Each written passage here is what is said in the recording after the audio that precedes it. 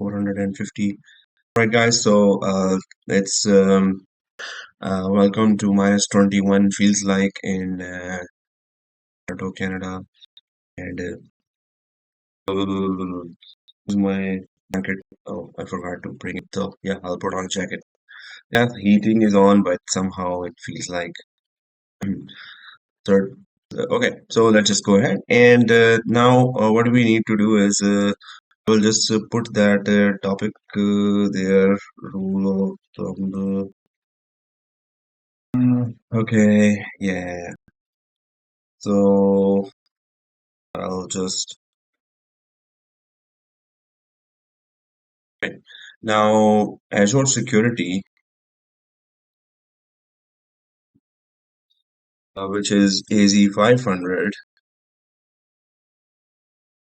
and there we have uh, lots of overlapping topics and lots of topics that are new.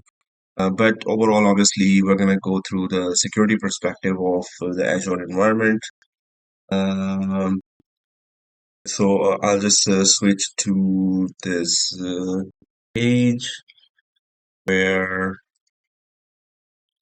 it talks about security. Now I'm just gonna share that link got from yeah from here.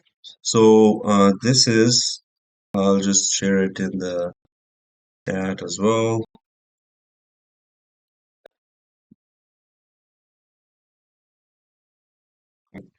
Now AZ500 is it, it feels like lazy 500, but the skills measured.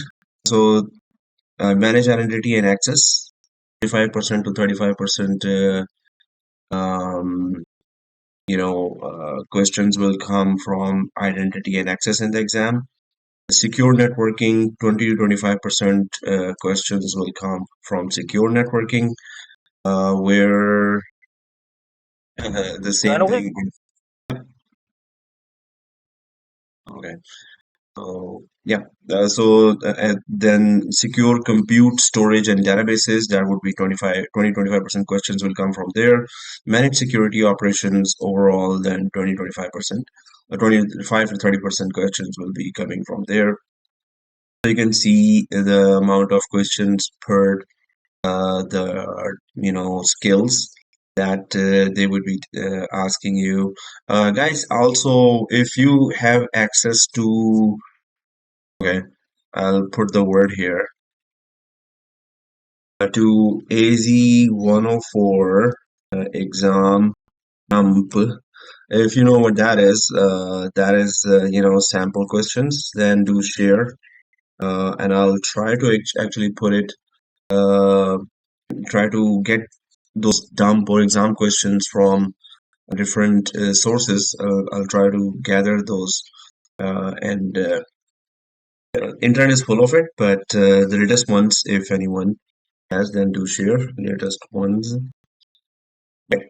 But yeah, those exam sites like www.examcollection.com or I think www.prepaway.com, and then there are like dozens more um, that are there. If you have any membership, or if any of your friends have membership to that, then if he or she can actually share the latest one for okay. Anyway, so Tess has a question there in the chat. Do we need to have a AZ104 to take this exam? No. So we do not. So AZ104 and AZ500.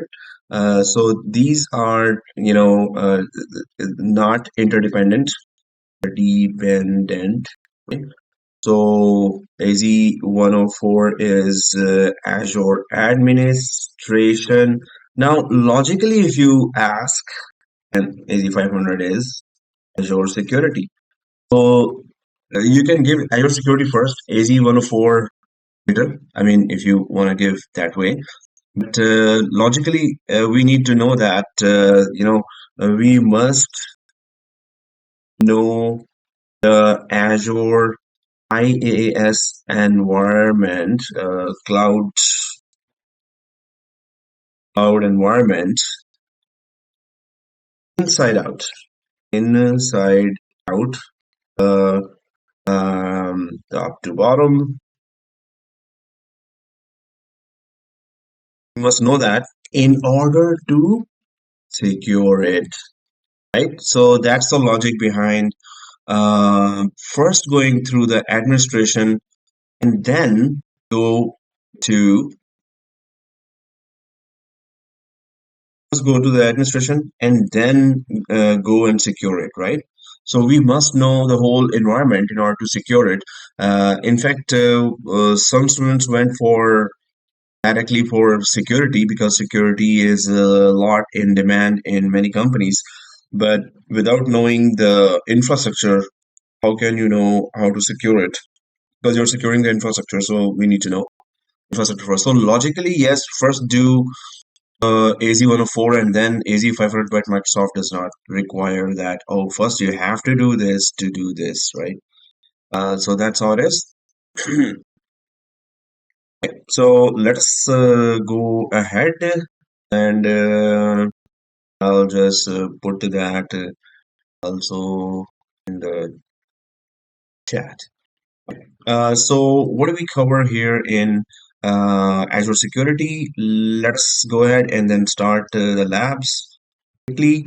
Now, this topic is not I mean, like this course is not as long as the AZ-104 was, and given the timing that we had to go through, um, just Saturdays. So that was also brutal. So this also becomes, and last year or the year before the last year, I started 4-in-1 course, right? It was Azure, AWS, Google Cloud, and Oracle Cloud. So I kept on doing those stunts before, but then when it took like one full year, so then I realized that okay, let's go for 2-in-1. This 2-in-1 is also proving to be, going throughout the year. Now, guys, there's a suggestion here, but up to you that we can also, uh, for this week only, okay, I'll ask at the end. But yeah, what I'm asking is that we can have a weekday evening class because next Saturday I'm out of town. So I need to still give you 2 or 3 classes. So if on the weekdays you can also come, then we can do a recording at that time, so we will not miss Saturday. Okay, so that said, I'll remind you before again, on this. Okay, guys, let's go for our topics here. And there is on this page, I think I shared that page. No, I did. So here on this page, we have this AZ 500 study guide, which is the official Microsoft page. And if I go there, AZ 500 study guide, so we find this. This is a study guide for AZ-500. Purpose of this document. I think I gave you that link already. So yeah, Microsoft Learn passing score. So it gives all the information there. Exam sandbox. You can explore the exam environment by visiting our exam sandbox. Yeah, how the exam will look like. Now let's go to what it needs. And we did talk about this at the end of at this not at the end, at the start of this course. So manage identity and access. Yeah, we talked about that. Then what comes in manage identity and access? So manage identity and access has managed identities in Azure AD, manage authentication by using Azure AD, and then manage authorization by using Azure AD, and then manage application access in Azure AD. Then comes the networking part, right? And networking says that plan implement security of networks. So it involves NSG. Now, without NSG, you can't really even configure a virtual machine. You have to configure some kind of NSG. So we covered this before as well, but I'll go, again with that because from security course perspective, or just to have those topics in security course bundled up together, because one product security, like virtual machine security, then networking security, then database security. Now it's going to be like that. So even if it's repeating from AZ-104's few of them, we will still have to go through that. Yep. In networking, secure networking, we have and implement security for virtual networks, and there's a lot of stuff here. VNet peering or VPN gateway. We for these labs. So we're not going to do that, or I'll just put that topic and put that video there, so you could just see that video again. Then you will, for this course continuity, you will still be able to see that. We have configured all those, right? VPN gateway and VNet. The user-defined routes, we haven't done that. Virtual WAN, including secure virtual hub, we haven't done that. So including point to site. Point to site is what we did. Uh, Implement secure VPN connectivity, including point to site and site to site. But site to site, we did not do. This is pretty heavy lab. We'll try to do that site to site as well. We did that AWS site to site, but Azure site to site, I think I didn't do that. So yeah, I will show you. Anyway, so secure networking then goes for security of virtual networks. It goes for security for private access to Azure resources. That's where, private access, how private endpoints work, private link services, and others.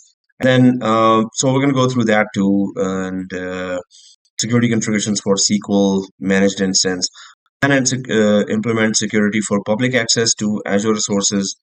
So plan and implement TLS to applications, including Azure App Service and API management. This is also part of the AWS security as well. Azure Firewall, we haven't done that obviously, including Azure Firewall Manager and firewall policies. Azure Application Gateway. I'm not sure how to actually implement that. Obviously, we'll talk about the security of this, but I always go for labs. That is the best way to learn. Okay, I'll try to come up with some kind of application to connect through gateway, because this is about you having an application somewhere on premises, or even in the cloud, and then you're creating an application gateway for that. Basically, it's on premises, or you suppose you have a local branch, Toronto branch, on premises, right? Azure Front Door, including content delivery network, plan and implement Azure Front Door. So again, some of the security tools there. It's actually your web page and website related stuff that can be shared, load balanced across the globe. Then how to secure that. WAF. So there's that web application firewall. So there is web application gateway, and then there is web application firewall. So what's the difference, and how to really protect them? And then distributed denial service attacks protection standard. So DDoS. Then there's secure compute, storage, databases. In this you see advanced security for compute. Compute is virtual machines and containers and containers and Kubernetes. So this is like we talked in detail in the last class. Azure Kubernetes and Azure AKS. So we will talk about the security of that too, with diagrams, as well as we try to create Azure Container Instances. We try to create Azure Container Registry, Azure Container Apps. We try to create those as well and discuss what is that. Then Azure Disk. But obviously, we did discuss all that, but from the point of view of deployment as an infrastructure admin. Now we're going to go for security admin, how security admin will really see that from security perspective. So that, and then implement security for storage. So we did create storage, so access keys, access control for storage accounts, Azure files, what is the configure and appropriate method for access to Azure files, blob storage, tables, queues, it goes on, bring your own key, BYOK, so that is also there, BYOL, just bring your own lunch, right? So don't stare at others' lunch. But that's not part of the security. That's part of the food security, actually. Just kidding. Okay, so enable double encryption at the store Azure storage infrastructure. Oh, double encryption. Okay, just need to enable that, but what is it? We need to understand that. Do we need to really enable that in our environment? In my company, we didn't enable double encryption. But we have, partnership with this Microsoft. We have a Microsoft partner, just like every company has some. If they have more products of AWS, they will have some AWS partner company helping them for everything. We will be actually discussing with them, but for now we didn't implement double encryption. We already have encrypted data. Why should we encrypted. But yes, why shouldn't we do that? So this is also the case. Okay, then there is a plan and implement security for Azure SQL database. So we did implement SQL database to the level where we were creating tables and um, database, another database we created in SQL, but how to really secure it. So that's gonna be interesting.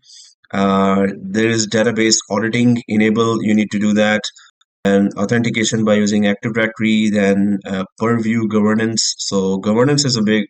I think we did cover governance before as well, but let's see. And then Microsoft Purview governance portal. So Purview is another dashboard of Azure that we're gonna be in future seeing a lot. And then there's dynamic masking, very interesting feature, where you actually can hide table data from whichever person you want to hide.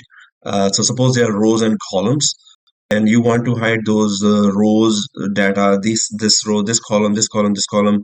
That person should not be able to see. So you can actually hide from people to people, even the data in the row and columns. So dynamic masking, and then transparent database encryption.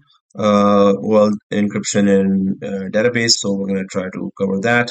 Recommend when to use Azure SQL database, always encrypted. So when to use and when not to use, always encrypted database. Does make performance a bit slower, but then have this. Okay, so there is a Tim is asking in the chat, do you teach AZ-700? I am basically, if there are 5 students, yes, because Azure networking we have done a lot. So although we're talking about Azure security, but there's a question about AZ-700, which is designing and implementing Microsoft Azure networking solutions. So yeah, if there are enough students, why not? Because the majority of these labs will, and majority of the big labs we have done already. But there are some that would be very interesting to create and show. Doesn't seem like a big challenge here, but okay. Yep. So there are basically 5 students, and or you can pay for the 5 student fee worth. Then yeah, let's just start one to one. Just kidding. Okay, so as we were talking about this, so here manage security operations and plan, implement, and manage governance for security. Governance for security. So create, assign, and interpret security policies and initiatives in Azure Policy. Now, Azure Policy is a big one. Like you got like 1,000+ policies there for pretty much every Azure service. But how, from security perspective, you can implement Azure Policy? Now, obviously, Azure Policy has policy for backups, for database deployment, or virtual machine deployment and things. But wherever it implements security among the 1,000 plus policies, so what are those security policies? So this is pretty huge. Then there is Azure Blueprint. Very, very interesting. So Azure Blueprint is that you can deploy, um, you know, uh, a set of policies. You can deploy how many resource groups you need, what policies you want to implement on the resource group, what kind of VNets you need. So it's kind of you're creating three or four things, plus securely creating them. So for a project, you need two VNets, virtual networks, and you need five subnets each, suppose, and you need then databases, you need virtual machines, and you need to secure them all with the help of policy. So then you deploy Azure Blueprint. And then deploy secure infrastructures by using landing zone. Whoa, that's the granddad of Blueprint. So you can deploy three or four blueprints in a landing zone. Landing zone is the full infrastructure deployment. Suppose you're migrating from on-premises to cloud, or in the cloud, you're just restructuring the whole environment. So how do you really put on the top? What do you put? Then the second layer would be what? Third layer would be what? How would you secure all the resources? So it's pretty interesting, these two guys, Azure Blueprint and Landing Zone. So in fact, this project is about to start in our company. Like we are already in the cloud, but our resources are flat resources. Since before my joining, the previous administrators, they just kept on creating VNets, and they kept on creating databases. They kept on creating. Okay, there was no planning. They just kept on creating in one VNet everything, right? So that was pretty strange. So Landing Zone actually lets you create a design of the whole Azure environment. And oops. So Landing Zone lets you create a design of your whole environment. And then you deploy the whole landing zone. So it's a pretty big topic itself. It's part of the Azure security. So it was supposed to be in the Azure Design and Network, Azure Architect course, and it is there actually, but on very large scale. That how do you deploy that? So here it is saying that deploy secure infrastructures using landing zone. So security is a big part of this. And then there's Azure Blueprint, as we discussed. We're going to do all that. Create and configure an Azure Key Vault. So Azure Key Vault is, then where you secure all the uh, keys there for encryption and decryption. And so we're going to be talking about that too. Not talking, we're obviously going to do the lab. Okay, then dedicated HSM. It's hardware related stuff that you can put there. And also key vault, including vault access policies and Azure role-based access control. As I was saying before, that some of the topics are overlapping, but from a security perspective and for continuity's sake, I'll be doing those as well. Next, certificates, secrets, and keys. So how do you manage certificates and then secrets and keys? So we're gonna check that out. Configure key rotation, configure backup and recovery of certificates, secrets, and keys. Okay, so yeah, it's also, what is secrets? Secrets is that two applications create a common password, and if they want to be connected to each other, if they need to be connected to each other, uh, then you create a shared secret, which one application and second application, they only know that. And if they know, and if they know that password, they can connect. If on both sides the password is correct, then they can connect. Otherwise, they cannot. بزور نه بدن Israr, Mike, please, thank you. Uh, Thank you. So here, there is a managed security posture by using Microsoft Defender for Cloud. So this is know, uh, big bucket of tools, security tools. All kinds of security tools are there, right? Microsoft Defender for Cloud, and that then includes Cloud Secure Score. So what is a secure score, and how do we manage that, and how do we secure our environment? Then there is assess compliance against security frameworks and Microsoft Defender for Cloud. So, what are the security frameworks that we need to follow and implement in our environment? And industry and regulatory standards, Microsoft Defender for Cloud. So, that's where the CIS benchmark also comes in, which is very, very critical, and big security firms use. Um, I may have mentioned that before as well. CIS benchmarks that if you're in the security team, this is something that should be very dear to you. That should you should be so you go ahead and create a free account here in the CIS benchmarks. So what it does is that global community of cybersecurity experts, we've developed CIS benchmarks, more than 100 configuration guidelines. So this is it. Configuration guidelines. How should you configure security in Azure? How should you configure security in Cisco? How should you configure security in AWS and Linux? So there are many platforms and configuration guidelines across 25 plus vendor products families. So mainstream vendors, there are their product families to safeguard systems against today's evolving cyber threats. So you know what happened? In our company gets just like other companies, our company gets audited externally.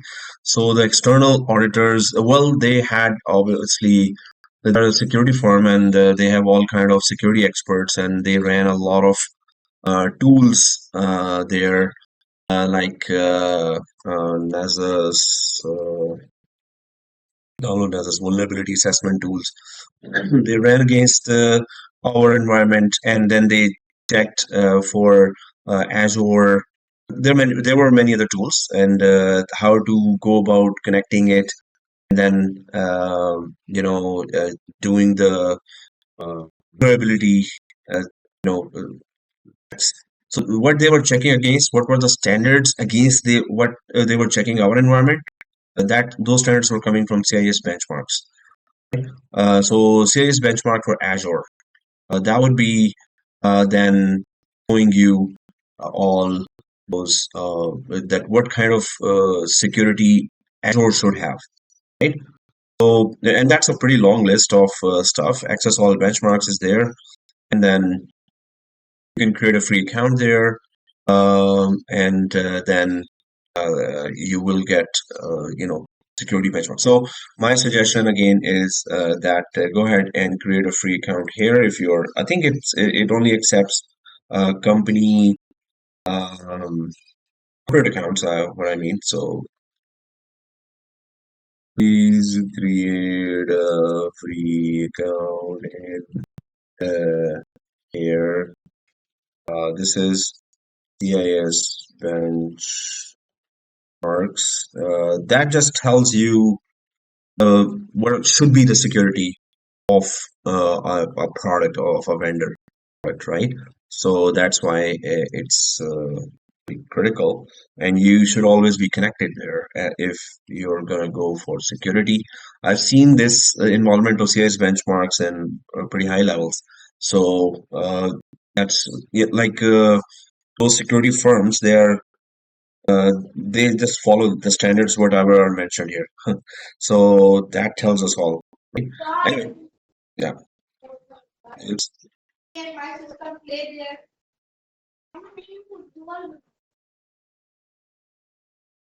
so let us go ahead, and what we were talking about was here.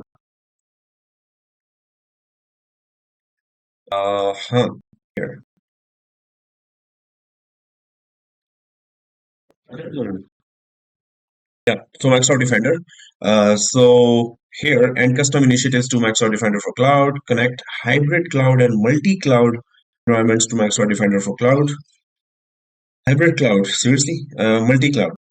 So Microsoft Defender for Cloud, you can connect not only Azure, but also other environment that Microsoft Defender can check. So what is Microsoft Defender for Cloud? If we go for that, then protect your resources and track. So Microsoft Defender for Cloud is a cloud security posture management, CSPM, cloud security posture management, and cloud workload protection platform, CWPP, for all of your Azure on premises as well, right? And multi-cloud, which is Amazon AWS and Google GCP even resources. So Microsoft is offering security tools for not only Azure and Microsoft technologies, but also on premises, and then also AWS and Google GCP, as if they really need it from Microsoft. I mean, AWS has its own state-of-the-art security configurations and framework. Google Cloud also has, they are actually rivals, right? But suppose you are a Microsoft shop and you actually deployed AWS as well, some resources on AWS cloud and Google Cloud as well. So obviously you need to secure them as well. Maybe you want to have a security from a central management console instead of dispersed security or decentralized security, like you're using Azure security for Azure platform, Microsoft security for Azure platform only, while AWS from AWS platform, they also offer all the security tools. Or you want to go for one central console to manage everything. Defender for Cloud fills three vital needs as you manage the security of your resources and workloads in the cloud and on premises. So continuously assess, secure, defend. That's what it keeps on doing. It continuously keeps on assessing that is there a breach? Is there a vulnerability? Did anyone change any configuration? And because of that, now we are under threat. And then uh, when the assessment is done, then the security of that product is implemented, and then defending, detect and resolve threats. So it does all that.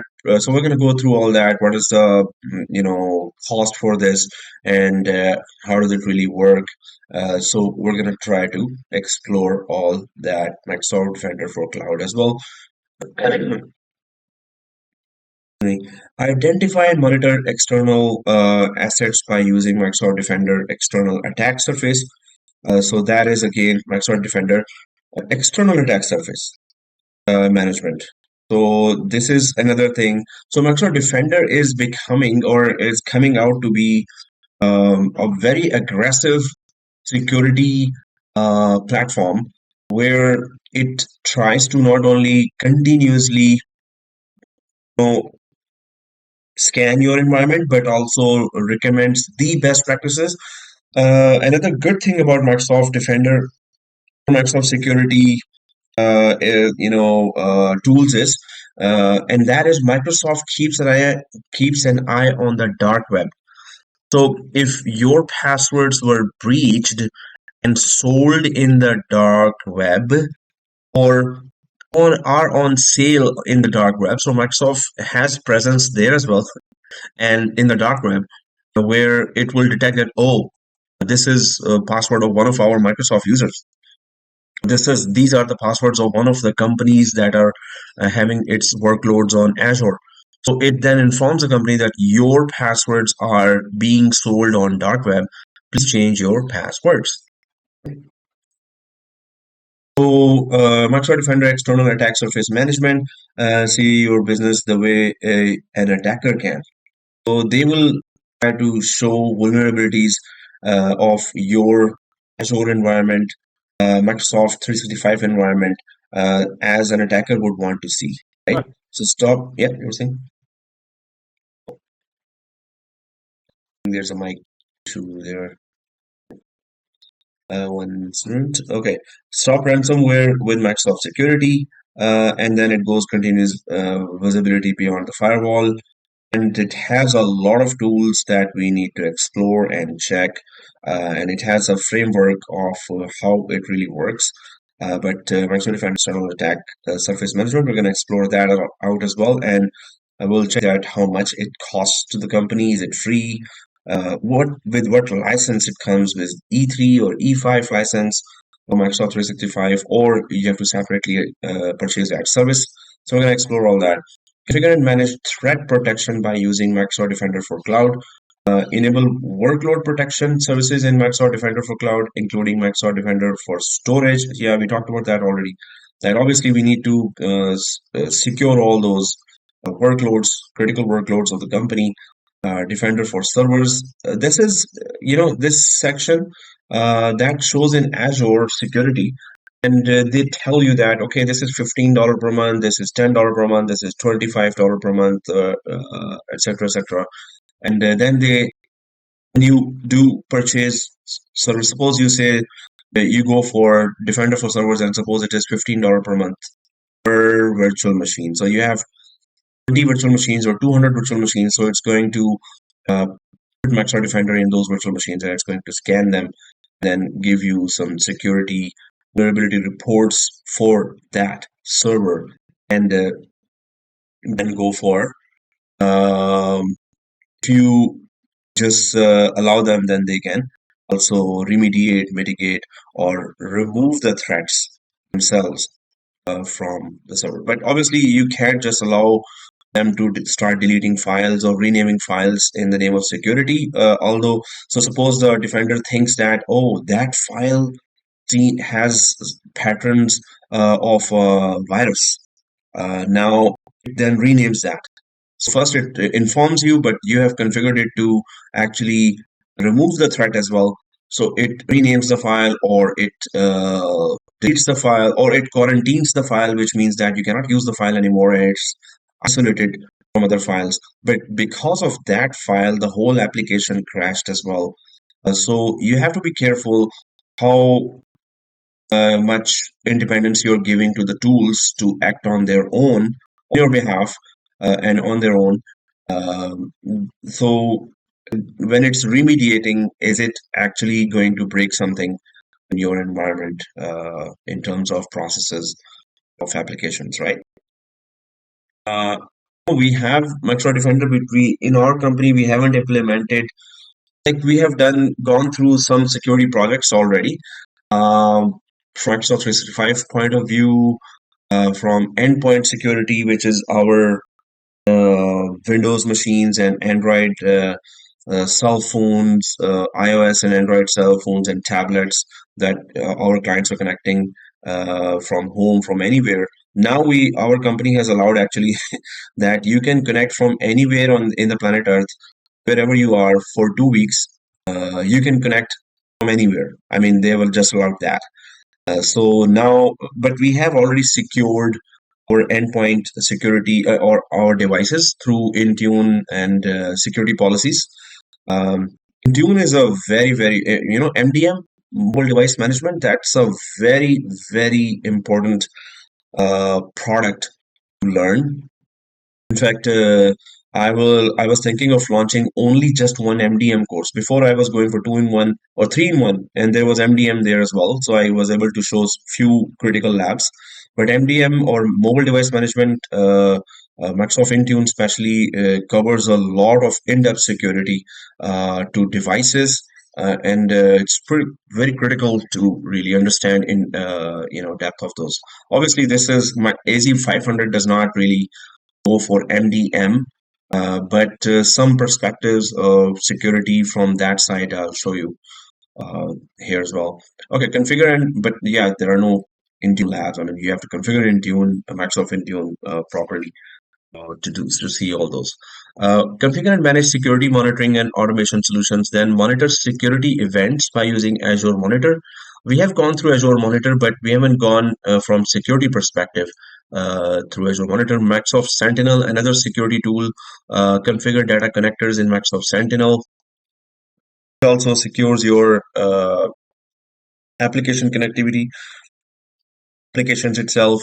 and customize analytics rules in Microsoft Sentinel. So we're going to explore Microsoft Sentinel in detail because there's a full section on that. So now these are all, and there's a lot of exciting things coming our way. Um, and AZ500, I will try to go for as many labs as possible. Whatever is done should be done with labs, obviously. So I'm just what other resources they are offering. Get trained, choose from self-paced learning paths and modules, or take an instructor-led course. That's yeah, that's Microsoft instructor-led course, so they would charge dearly. Find documentation, Azure documentation on security and Azure Active Directory, and then it goes for the individual topics. That's why this study guide is really important because pretty much they've put all the resources together and oh, they have started talking about this again. How is this? Skills measured prior to February 2. Really? So the 2 days before, um, the above one is the new one, while this one, skills measured prior to February 2, were these. Okay, so on the same study guide, they're just saying that this is what we use to uh, check your skills, but now uh, so this is something that we can avoid, actually, skills measured prior to February 2, so 2 days before, until 2 days before they were checking this. Now the above portion is what we have discussed till now, is what they will be going for. So okay, so we've discussed all the about first section here. Manage identity and access and manage identities. So manage identities. This is what we're going to start from, and secure users in Azure AD, secure directory groups in Azure AD, recommend when to use external identities, secure external identities, implement Azure AD identity protection. So this is external identity protection related stuff, and securing users obviously through MFA and through IP protection. So you whichever IP you're connecting from, that needs to be added, and then MFA needs to be added, and then you get secure there. Obviously, multi-factor authentication is something that is a must for everyone. So we have gone through MFA as well, but maybe I will go through it again here, just to put all the security related topics in one go. So, okay, this is what we're going to cover. I was thinking that we did start from um, this authentication authorization before as well, and so yeah, let's get started from here. And we're going to go through these topics then one by one. Security about users, security about groups. It's kind of straightforward, but because of this, we're going to do that. But then the next topics, authentication comes, Microsoft Entra, verified ID. What is Microsoft Entra? There is Microsoft multi-factor authentication. Okay, that again is one thing that we need to understand. We've already done that. Password-less authentication. What is that? We're going to talk about that. Password protection. Then we're going to go for this. Implement single sign-on SSO, integrate single sign-on and identity providers. So it was not part of the AZ 104.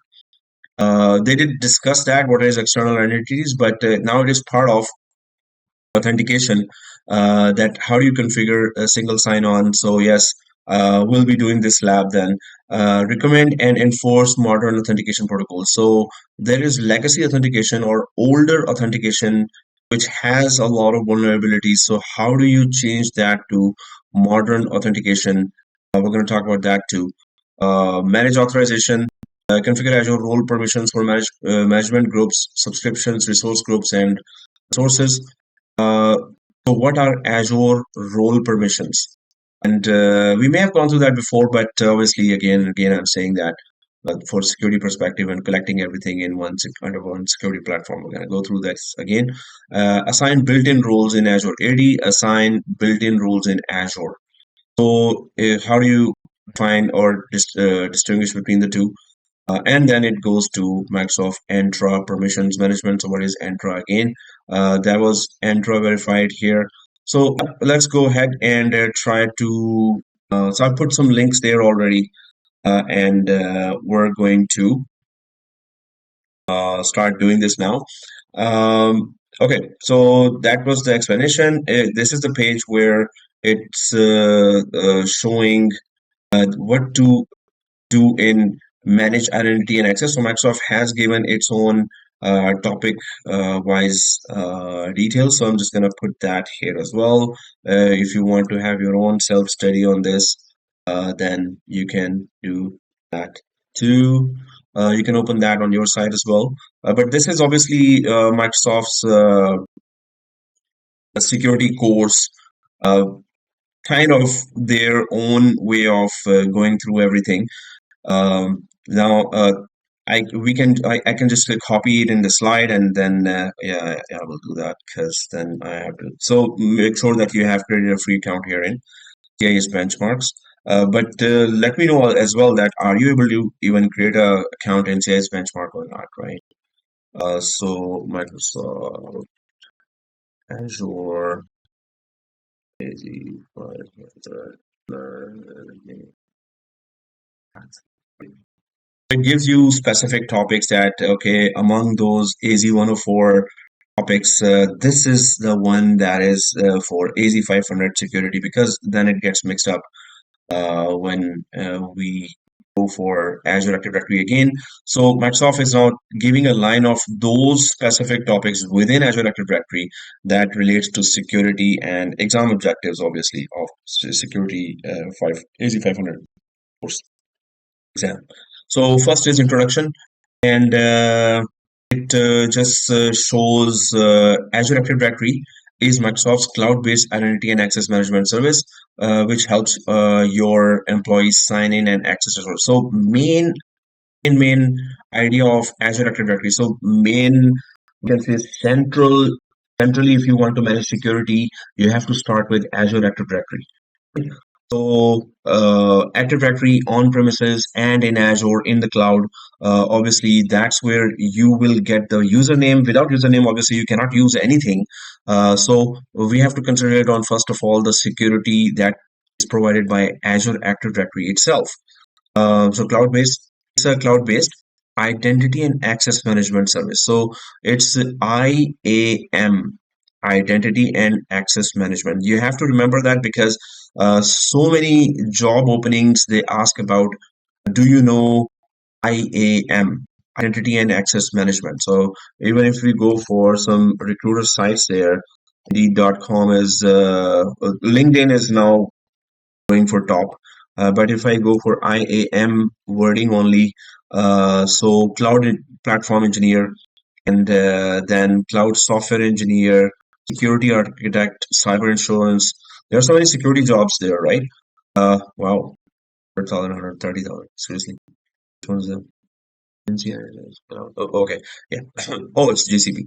So, but you can see so many jobs that mention the word IAM.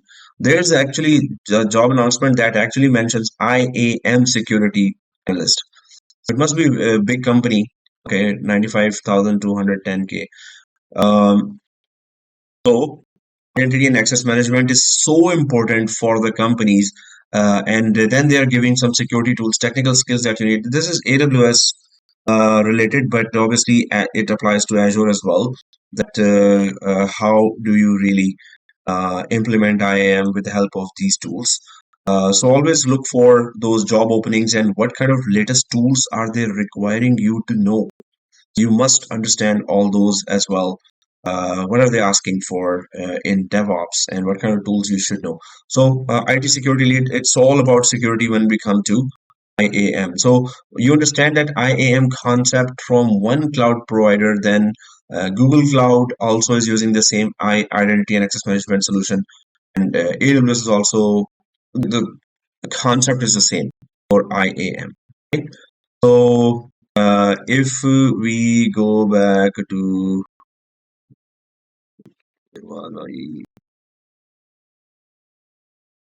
okay, so here external resources such as Microsoft 365, the Azure portal, and thousands of other SaaS applications. So what does it do?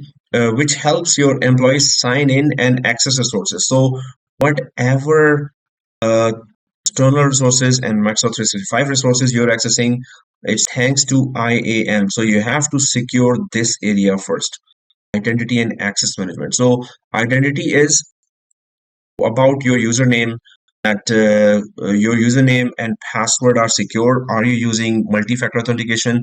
When you're connecting, is your home IP, DSL IP, or branch IP added to the application so you can connect only from that IP? And your password is complex and it is on rotation. So, like every 30 days, are you changing your password? And so all those kinds of things are identity. And then, okay, so your username password is secure. You're securely connecting. You have MFA. You are connecting when we add your new IP, DSL IP, then only you can connect. So you're doing all that. But what about access management? So what services are you allowed to access, and are you accessing something that is not authorized for you? So that is another big topic. Then comes that we have done in my company. I've gone doing cleanup on many applications, and previous administrators had added a lot of external vendors there, but they forgot to remove them from the application. So there are third-party companies that are whose vendors are added, their user accounts are added there, guest accounts are added there in our applications, and they were never removed. How can you believe that? Okay, so they can always do it again, and those accounts can be vulnerable. They can just go for not that account, but our applications could be vulnerable. So you have to make sure that access management is also something regularly checked. So which helps your employees sign in. Okay, scenario. Security engineer uses Active Directory to manage identities. You will work on such tasks as create users, groups, administrative units to securely access resources and services, configure access to systems to be passwordless. So it says there that you want to go passwordless. Firstly, how can you go passwordless? You can put pins there. You can put those numbers there, or a biometric, right? So it's Face ID. It just checks your face, or it checks your fingerprints, and then it lets you in. Then you can go passwordless when you are going. So there's a feature called Windows Hello.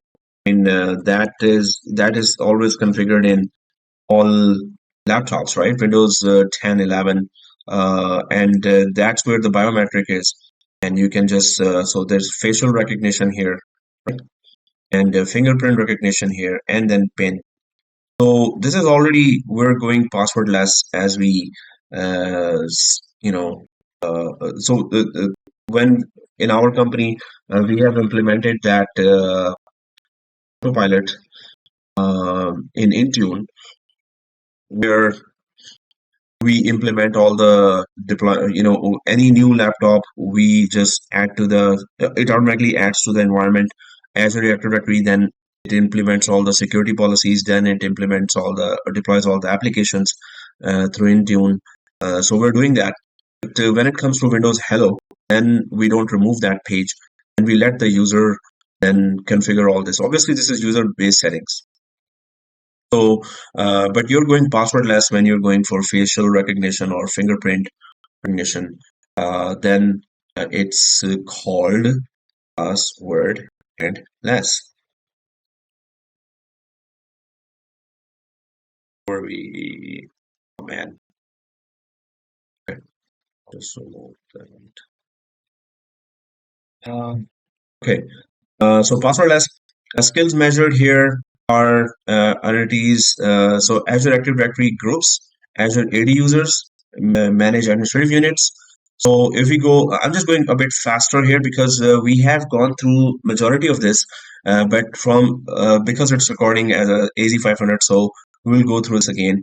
I'm going to continue with this. Now, this is a new way I'm doing this learning path because I'm going to be connecting to our environment and then doing the labs, but going through some topics that are Microsoft says that these are the security topics that we need to go for, right? And then what Microsoft has to say about those security topics. So from the learning path, we can see it directly here, right? But wherever there are labs involved and they don't do that, so obviously we will be doing those labs. If I go ahead, compare and contrast Azure AD versus on-premises directory services with Azure AD domain services. Now, this is something that if you're already in a company and you have on-premises Active Directory and you have Azure AD, so what's the difference? You need to know that when it comes to our company environment, majority of the companies have local branch here. So suppose there is a Toronto uh, branch, and you have here um, local on-premises Active Directory that is called on-premises Active Directory installed. And remember that and at the start of the course we did the synchronization uh, from of local Active Directory with cloud Active Directory. So that is on-premises Active Directory. What does it do? What Active Directory, all Active Directories does? It offers authentication. Are you our user or not? Username and password. Authorization. Auditing, accounting. We can say auditing slash accounting.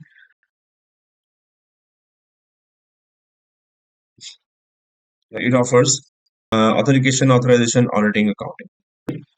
So for that, um, this is done locally, right? So suppose you have 20,000 users here, and they are connecting from different devices, and they need to connect to applications that are here. There's a file server here, there's a print server here, there's a web server here, there's a SQL server here, and there are many other application servers here, right? So the users have to all connect. So first they get authorized from Active Directory.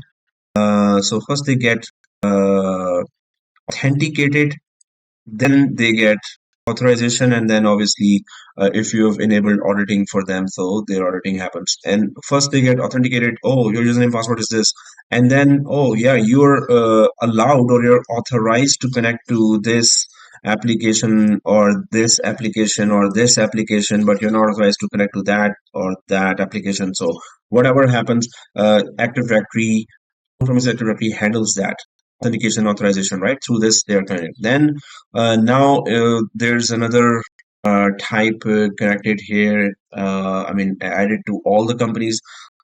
Till before the cloud arrived, this was the case that you were just remotely connecting or even connecting from home through VPN. So suppose you are connecting from home before pandemic, excuse me.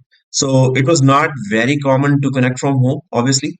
But thanks to pandemic, now the world has realized that hey, people can connect from home and work as well, and it's okay, and they are productive. So now many companies. I keep applying all year, right? So there are companies that ask at in the start the recruiters that hey, are you okay to come to the company's 5 days, or are you okay to come to company office for 3 days? So they ask that. And this means that many of the candidates are saying that no, I'm going to work from home. That you want to me to hire, that's it. Otherwise, I'm not coming to your company. So many experts are now saying that. So the recruiters have to ask now that, are you okay coming to company 5 days a week or 3 days a week? Otherwise, yeah, in our company also now they have put that we have to come 2 days a week and 3 days we can work from home. Maybe your company has the same, or even one of my cousins, he doesn't. He's lucky that he's in the company, and that company does not have an office in Toronto. Ah, so he only has to work from home. Seriously, I asked him, "Hey, can I get hired there?" Okay.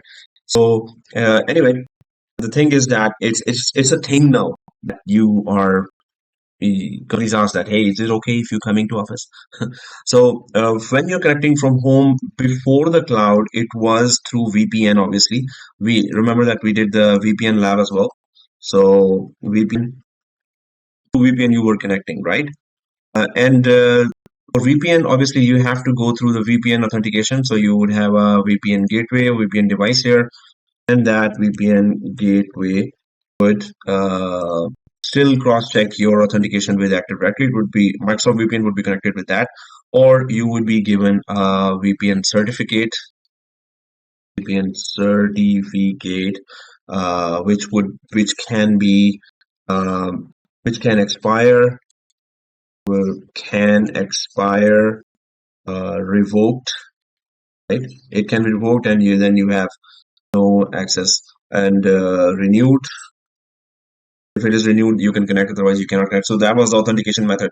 It was and is still the authentication method when it comes to VPN. But Microsoft VPNs actually confirm your identity from Active Directory as well, if you choose that way. Otherwise, Cisco VPNs and other Cisco Meraki, VPNs, they have their own security configuration, authentication, authorization mechanisms, right? Okay, so then there is Azure Active Directory, that's what Microsoft is saying that, hey, you need to know directory that what are the differences of on-premises Active Directory that is taking care of the authentication, authorization, auditing, or accounting of local users, of users that are connecting from this one. They come to the branch and then they connect. So it is taking care of the authentication. Some security guard has to be there, right? So this Active Directory is a security guard that is taking care of the authentication authorization. But when it comes to cloud, there are so many applications that the companies have purchased. So companies have moved their virtual machines to cloud. They have moved their databases to cloud. They have applications, their other applications in the cloud. So they want the users to connect there as well. And obviously, again, Azure Active Directory says, whoa, whoa, whoa, wait, wait, wait. So who are you, and why are you connecting? So can you let me authenticate you? And then, okay, you're our user, but you're not authorized. What are you authorized for? Authorization, right? Here also, they're going for an auditing and accounting / accounting. So they're also trying to check that uh, the users that are connecting from home, and yeah, so like every other company, many users are connecting from home. So when it comes to recommendation, first of all, let me tell you that if it is SaaS services, SharePoint online, you can upload files and folders there, share. So there is Outlook online, right? This is for emails, right? Emails. And then, um, now Teams online for meetings and conferences. Meetings and conferences. And then, what else is SaaS? There's a lot of OneDrive. Obviously, you upload all the stuff there, right? And all other SaaS services. So when it comes to SaaS services, which is SaaS is also obviously, I've mentioned that before as well. This is a very critical word for those in Southeast Asia, in India, Pakistan. So SaaS is also called mother-in-law. But yeah, I don't know why I keep on thinking about that, but it's software as a service, right? So it's also critical here as well. Yeah, software as a service. But here, so if you're connecting through SaaS, Microsoft says you do not need VPN, which is a secure connection over the internet. Now, I was checking that because some of our employees, whenever they're going for vacation in our company, they ask that, okay, Amir, or tell us that, how do we connect from, I'm going to Hawaii for vacations, or I'm going to India, and I need to connect from there. So, what is a secure way to connect? And so I checked in Microsoft services that I was gonna tell them, hey, why don't you use Azure VPN that we have configured? So I was gonna give them the VPN configurations. Then I saw in the Microsoft documentation that no, for SaaS services they're already secure. Wherever you log in from, you should be just using MFA and. It's all encrypted data there and connectivity as well. So you're okay when it comes to SaaS services. You don't need VPN. But when it comes to Azure IaaS services, so infrastructure as a service, you're creating virtual machines there now. It's the full creating VMs, um, uh, containers, and databases, VNets, storage. So you're creating a lot of stuff here. It is using underlying it is using underlying hardware. Now, to this environment, when you're using, you must connect from secure VPN, which is a secure connection, to Azure IaaS resources, right? So, in our company, we have vendors connecting from. So our Microsoft partner, they have they have experts connecting from some European country, right? And they help. And whenever we say that, okay, there's some problem in our Microsoft Azure infrastructure service, so they connect from obviously there from some European country.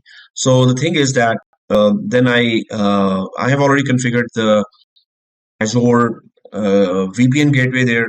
So I send them the VPN configurations that they must connect through VPN, Azure VPN to our Azure infrastructure as a service resources, right? So remember this that if it is SaaS based services, so you don't really have to go for uh, you know VPN connection, but when it is IaaS based services, then you must go through VPN connectivity there. So it's I'll just put that as green. You don't need VPN, and you must connect from VPN. So this means that whoever's connecting to the virtual machines, databases, applications in Azure, uh, in Azure IaaS, you must use VPN for that. So that's a rule of thumb, or that's what Microsoft recommends, right? So if you don't have it already implemented, then go ahead and implement that because it's really important. Okay, again, these are some of the things that we are implementing in our company, and I'm just sharing those experiences as well. But if we go back here, so that's what it's saying that Azure AD versus on-premises Active Directory services with Azure AD domain services. So what's the difference? Compare and contrast. Then there is configure and deploy users, groups, administrative units to securely access resources in your tenant. We're going to go through that. Then deploy a passwordless login solution to your Windows. Hello, but if they come up with something else, yeah, go through that as well. So I'm just going to go ahead and click continue here. Then they say that what is the difference? So in security, when it comes to security, you should know the pros and cons of, if I go over there, pros and cons of a local on-premises Active Directory and cloud Active Directory. Right? But this is not really, well, it's related, but I'll put it in another diagram and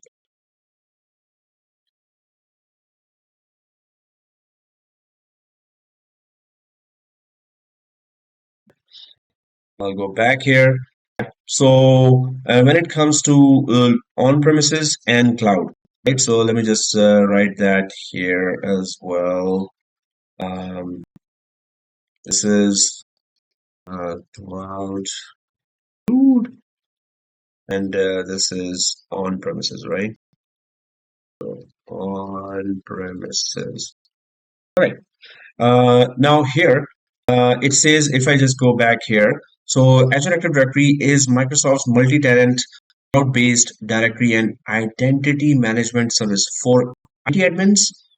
Azure AD provides an affordable, easy-to-use solution to give employees and business partners single sign-on SSO access to thousands of cloud SaaS applications like Office 365, Salesforce, Dropbox, and Concur, and many others. So, what is Azure Active Directory doing here? Provides an affordable, easy to use solution, give employees a business and business partners. So, basically, Azure Active Directory is letting you use a lot of applications in the cloud with single sign on. What does that mean? You use hundreds of applications, you sign in only once. You only put username password once, and then you can securely connect to many applications. For application developers, what does Azure AD offers to application developers? So these are common people, right? Uh, Users which are connecting to different applications, different types of applications, and they just have to log in once thanks to a single sign-on provided by Azure AD. This is the Cloud Active Directory, right?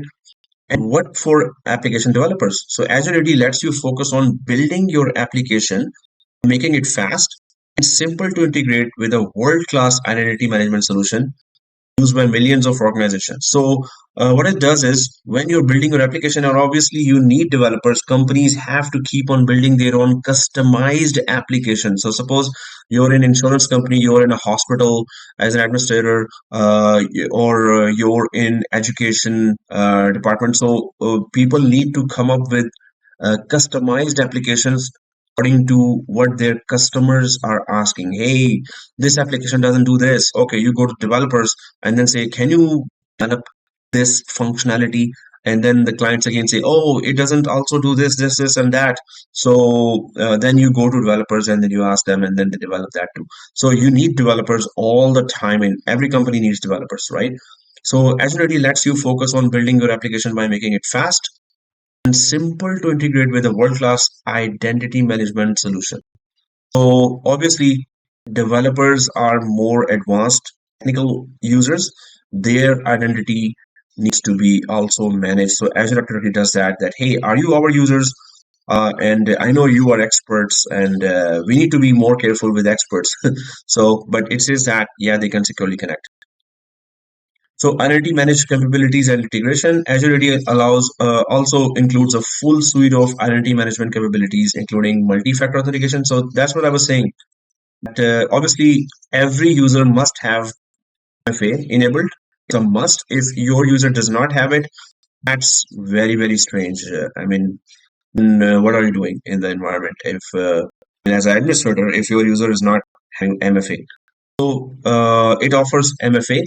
Then it offers device registration. So your device should be registered with Azure. Now, how do you do that? If I go to my settings here in my laptop and go to accounts, this one, then work or school, right? So your device, your laptop should be configured with some company. So you have to log in from add work or school account, and then you need to be connected to some company. This laptop, as soon as it appears there in the Azure Active Directory of a company, then if you have the MDM solution, mobile device management, like Microsoft Intune, then you can push security policies on this laptop. You can push a lot of like browser security, operating system security, application security, and you put huge amount of other configurations there. So your device has to be registered with your company when you log in with your work or school account, right? So this is something very, very important. Obviously, I'll launch that MDM course again. Let's see how many are interested. But before I launched a MDM course, mobile device management, but that was part of the four-in-one. But now I'm gonna try to check that if only MDM, how many students are interested. So we're gonna go in-depth labs, MDM course, right? Microsoft Intune. Okay. Anyway, so device registration, yes, your laptop operating system should be registered with Azure. How do you register that? Obviously, you need to log in with work or school account, and then Azure Active Directory will register your laptop. Self-service password management, SSPR. It's actually password reset. SSPR is self-service password reset, but self-service password management, obviously, you need to manage you need your users to manage passwords, right? Now I'm just going to quickly connect to our environment and go for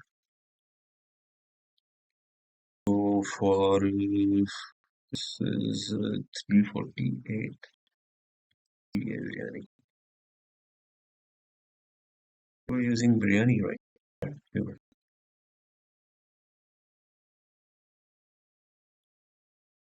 It's long, um, you know, disconnected, I think, and your products, if we go there.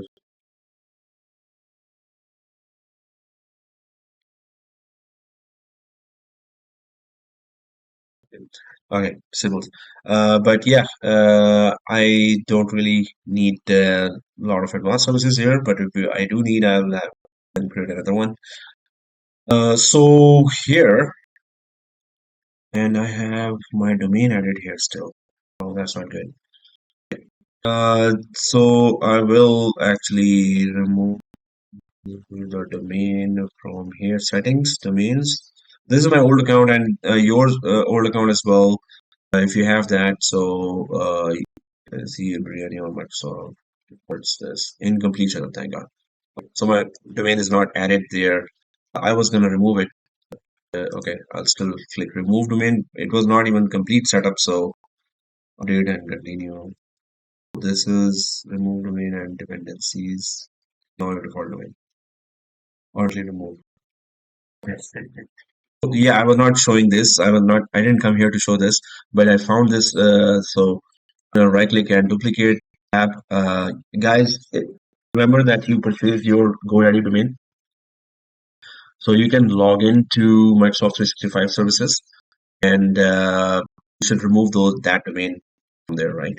And also in GoDaddy domain that you purchased, uh, check automatic renewal there, right? Check automatic renewal there. So remember that. And okay, so I'm here, users, active users, and so I'm just gonna Alt tab to go back. It was saying self-service password management, right? So I'm gonna Alt tab back here. I'm gonna go down to show all, and then going to Azure Active Directory, if it lets me use that.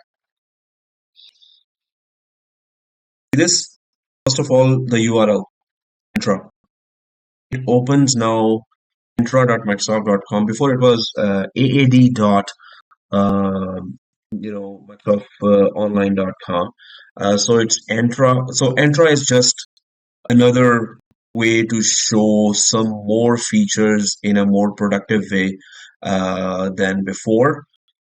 So any new accounts that are coming, they're opening it with this link, Entra.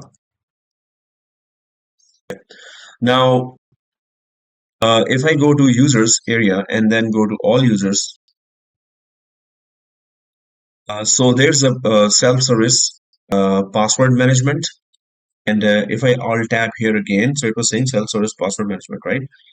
So this is for all users that how did you put password management there?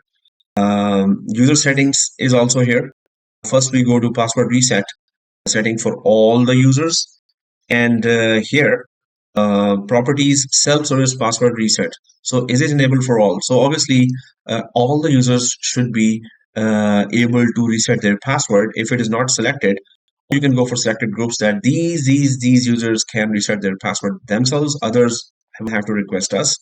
So this has to be there. You can see that when I entered here, none of those were selected. So none of the users were able to reset their password. So how much authentication or freedom you want to give users? This is something that every user should have, that they can reset their own password at least, right? Authentication methods, then now this read password reset policy forbidden. So, but authentication method just means that you can put your cell phone number there, and then there will be a text coming your way. And when you put that text, then you will be allowed to log in. So that is authentication methods, right? So you have to just make sure that what kind of password management policies you have enabled there for the users. If I go to user settings here, app registrations, tenant creation, LinkedIn accounts, external users, user features. So there are some external, not external, but user features. If I'll just try to go to user features, wherever there is password related management services for my apps, and nope, that was it. Password reset is the area where password management can be um, configured. So did you configure that or not? So that's what I'm going to go back to Alt tab here, self-service password management. That's what Azure AD provides. Azure AD provides device registration, but you have to log in from Azure AD to register your device. And then self-service group management. So group management is something that it's up to you. You want the users to create a group, then you can do that. So if I go back here and go to the three nine dots here, and yeah, Microsoft 365, it has really blocked everything for me. So this means that I have to create an account here. I'm going to go log into Azure, but I actually was going to show you some groups, like So guys, this means that we have to create a Microsoft 365 services just to show certain areas there. AZ500 is talking about pretty much security of Microsoft 365 plus Azure. So it is not just Azure, it is also plus. But what I was going to show you that uh, do you want users to create groups themselves? And there's a feature in Outlook that yes, users can create their own groups instead of you. You can also administrator can also create groups, but users can also create groups, right? So that is a feature. So I will have to show that. So let me just quickly create an account for you. But the bad thing about this is now that Microsoft has started asking for credit card. It used to be free trial account for Microsoft 365 SaaS services. But now they've started asking credit card for that. We can extend it to 2 months trial, and they will not charge. After that, they will charge. So I'm just gonna sign out from here. I'm gonna quickly create another account because I need E5 trial account. So you want to do the labs, security labs, then you should also create one. Uh, so, and if anyone wants to share his credit card, then you're most welcome. You know. Okay. Anyway, just kidding. So what I'm saying is, let's create a new Microsoft 365 E5 account trial, but it will ask for CC info. Um, Trial can be used for 2 months. So that's kind of enough time. We once it finishes, I'm just writing that in the WhatsApp. Once it finishes, then we can create a new trial account, right? O and K. So I'm gonna put that here as well in the chat, and I'll put there because there are some of the points that I need to show, and then it's better to see that than understand that. So uh, create a new trial M365 Enterprise 5 license account.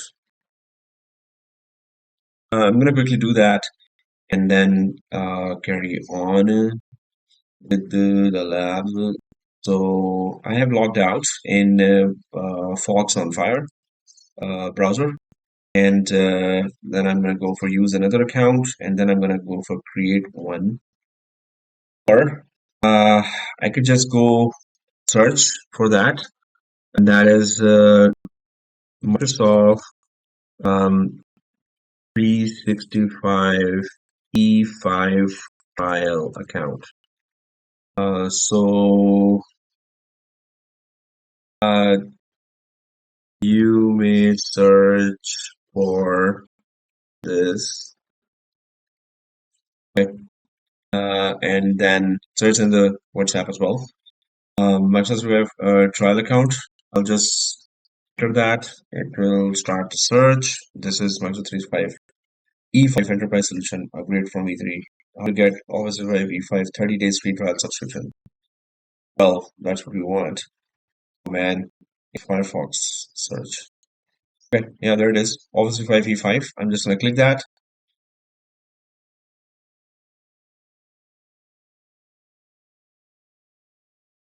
There you go. There's a free trial here. It asks for CC. Okay, so this is a free trial link, free trial account creation URL.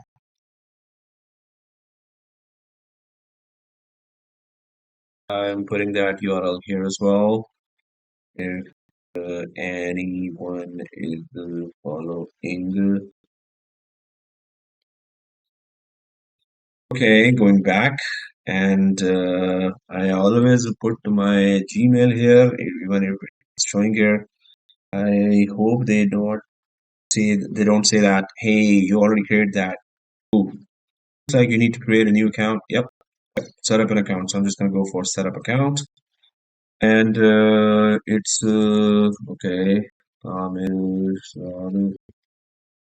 Business phone number. Hey, everything is there already. Wow. Okay. Company name CEA. Okay. Cloud Engineers Academy. Uh, and we have a lot of employees. Huge amount of employees. 1%. Okay. So would like to hear? No. I would like to max out to share? No. Okay. None of those. And I'm gonna click text to me. Text to me. Okay. Text me on this number and verification code. Area 953357. 953357. Verify. Okay, there you go. So it's showing Amir Shazad Cloud Engineers Academy. So 260. Thank God it did not give me 420. So here, I'll go for CEA, which is Cloud Engineers Academy, and CEA, and because I wanted to eat some sweet, so I'll go for uh, jalebi. Okay. CEA jalebi. Jalebi. Seriously, what's wrong with me, man? So yeah, it's a kind of sweet thing. Looks like this.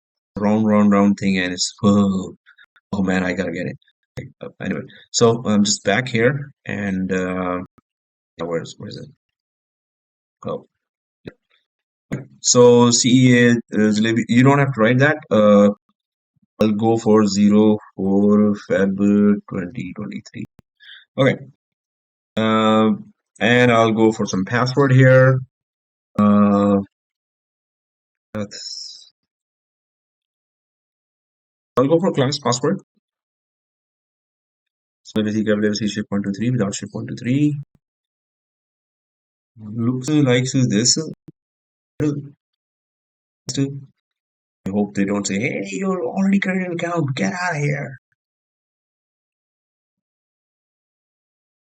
Signing you in. Please do not refresh the page. Okay, we're good. Then I will be able to show you a lot of security features. Ease away. Okay, save. Ooh, add number of licenses here. Add the number of licenses that you need for your business. Maximum 25 during trial. Licenses to be bought when the trial ends. Okay. So I have to go for any one license. See, that's what they are doing. They are so cruel. And maximum of 25 during trial. Update licenses to be bought when the trial ends. Yes, add payment method and let me go ahead. Do something wrong. Silver trial. Why is not yearly plan paid monthly after trial? Yeah. So before trial, we're just going to you know finish it. What is it doing? Doesn't want me to do. 725 during trial. Okay, 25.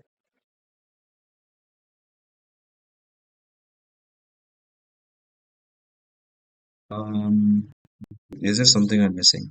Okay. Okay, I have to update that. Okay. You have to click the update one. Now they're saying add payment method. So I'm just going to add my credit card information. So I'm just going to drag this screen to the other side, this page to the other screen. I'll put in the payment method, but obviously I'll just uncheck renewal. That's it. Then we can keep on using the trial, right? So I will drag this page to the other screen. Oh, did not go. Okay. So drag this page to the other screen and fill in the payment information, and then I'll just show this. Okay. You were sharing the screen. Yeah. Okay. So add payment method on the other side, and then the credit card number. So it is. Obviously, I'm not going to say that out loud. So the next octet 7. Oop. Okay, there's 7 there. Yeah. Okay. And security code is yeah. See, told you. And then its expiry is, and my name on the card is and the address on the card is also You're not seeing at the other screen, right? So apartment is city is Toronto. Hey, unable to see. Exactly. Thank you for confirming. Yeah, you're unable. You're supposed to unable to see. Oh, okay. Unable to decode. Can you repeat this? Serious. So yeah, is just yeah. Mm-mm. Uh, it can be a Morse code, right? So you have to translate that. I mean, maybe there's a Google or AI has created a Morse code translator as well. Wow, that would be so cool. I'm sure there is one. Sure that you just put some word and they would translate to Morse code. Or if you say something like that, it would just translate to English. And my postal code. Mm. Okay, so all are done, and I'll click save. I hope they accept. Oh, come on. That will already. Thinking, this guy is so bad. The info you entered, it doesn't match the info for this card. Wow, you kidding me? I hate you, Microsoft. So yeah, it's the address. I mean, I moved like 4 or 5 months ago to the new address, and I have to write my previous address then.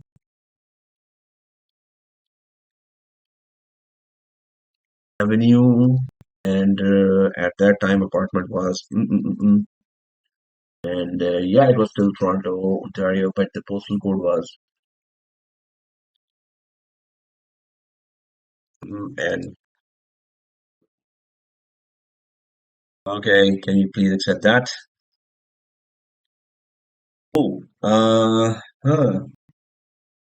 what's different? Seriously? Oh, okay. It was not Shazad. Then we Shazad. Okay, say Shazad. Okay. Can you please accept it now?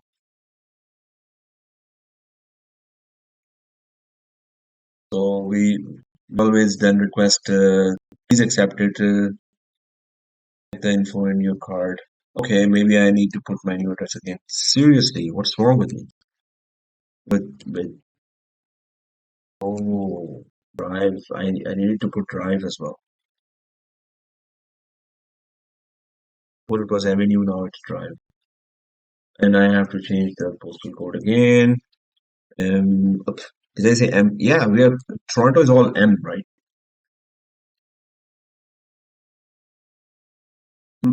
Okay, this is the final thing. Ah, thank God. Okay, we're good. So once all the is done, it's accepting it, and there's a zero. It's a trial version, right? So the whole information is there. Otherwise, it's $50, 50.60 cents dollar per user per month. So I'm gonna click the start trial, and make sure, Amir, that you don't forget to check the auto renewal, right? Okay, Amir? Yes, Amir. I'm talking myself, right? I was doing that Urdu series of Microsoft 365 in my language, Urdu and Hindi. So there, I forgot to uncheck auto renewal, and they charged me $50. Then I told them, "Hey, I'm just doing trial version, so can you just reimburse?" And then the good guys at Microsoft says yes, and they reimbursed. Okay, so finally the account is created, and let's carry on. Okay, I'll put this information here. I'm no longer using biryani. Uh, I don't know. Somehow I'm keeping this. So this is my new information, jalebi. Right? So okay, there we go. Okay, once jalebi is here. Okay, I need to write it somewhere as well. Let's go ahead. And I'm going to continue with what we were talking about because there's so many sections that I need to show. For that, I need to have a booking account. So, okay, I'm back. Now here, save or print. Okay. Uh, PDF, yeah, print. And it's printing in documents. Okay. All right, go to Admin Center. I'm just going to go to Admin Center now. And finally, it's there.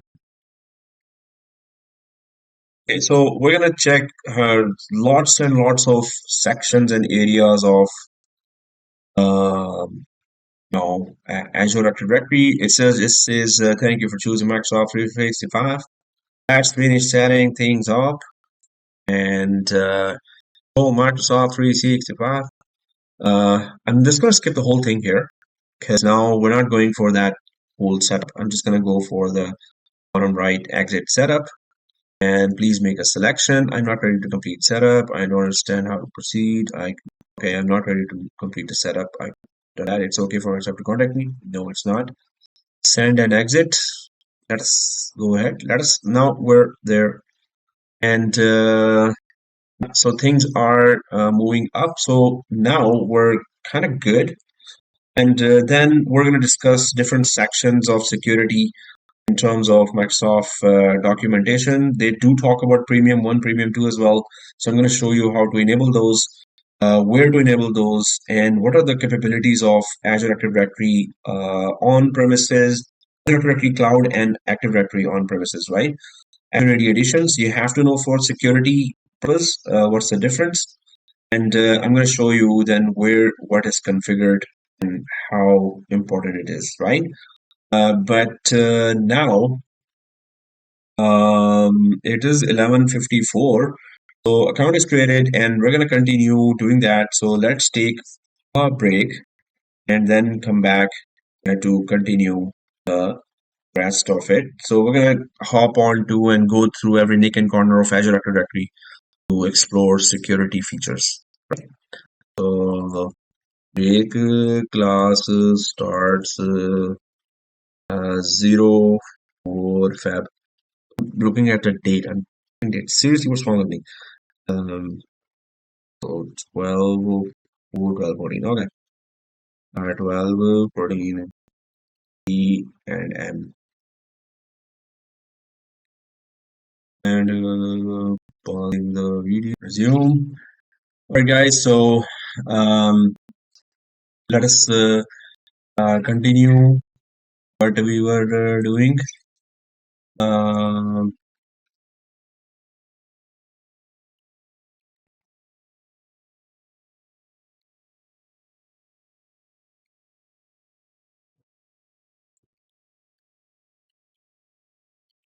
just a sec, guys. Uh,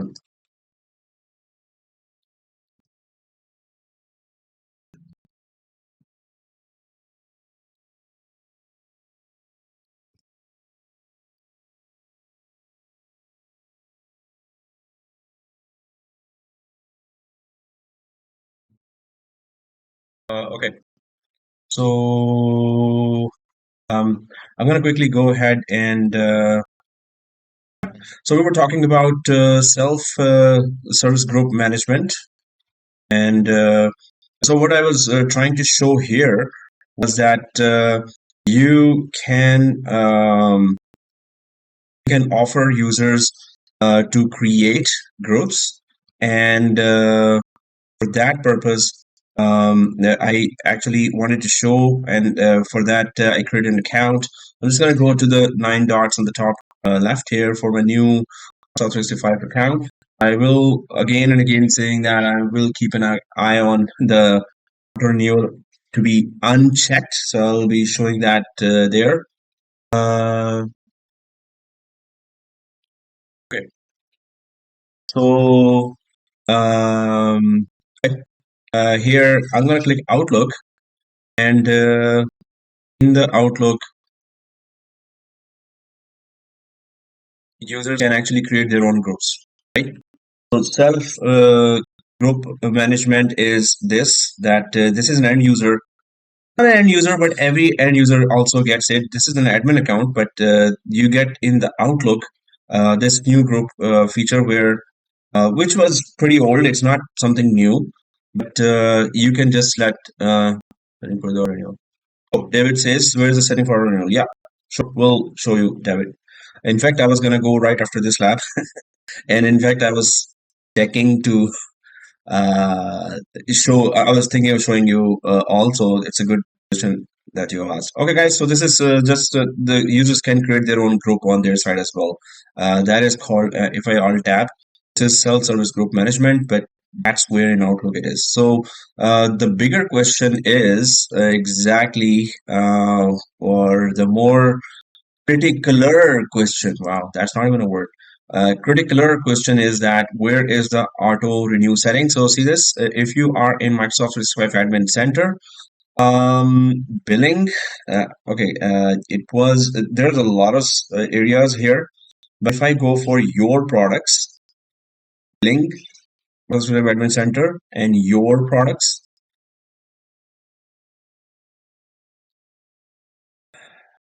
Okay, so it says here commercial direct, as license signed this, Office 5E5 trial. I'm going to click that. There's only one line here. Yeah, there you go. Edit recurring billing, cancel subscription, extend end date. So we're going to come after 1 month to extend end date, but this is the thing, edit recurring billing, right? So I'm just going to click edit recurring billing. And this subscription will be bought on this date. One license will renew monthly. That's what you need to turn off. So this is very important that we understand that how to do this. And for this, it has this is the thing that you need to do. Now we're good. So it's not gonna expire. Well, it expires on 3. Before that expiry, we need to extend end date as well, right? So 3/3 is the date that we need to come back here and just simply extend the date. And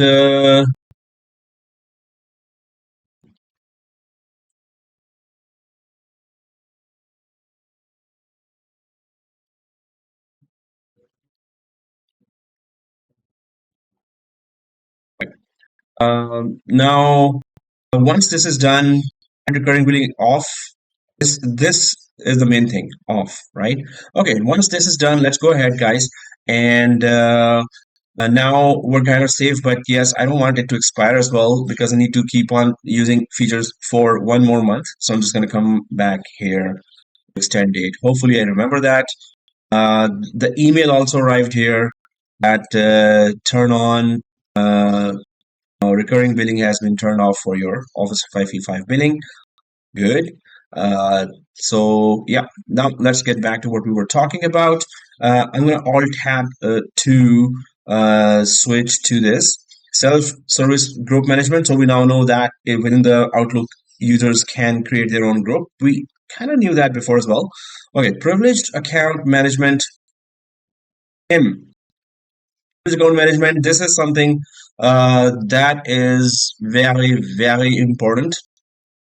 And privileged account management is that you need to manage who connects with privileges, with more higher permissions, who connect at what time to what critical resource and for how long.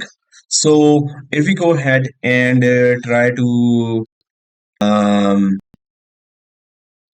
if we go ahead and try to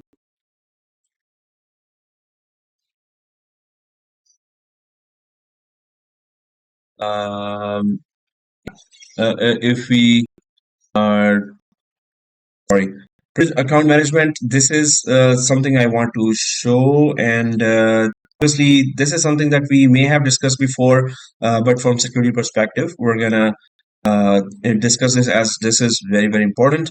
If you have a privileged account here and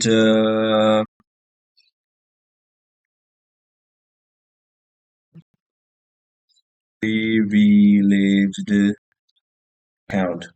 Now, privileged account is any admin account, first of all, right? Admin account.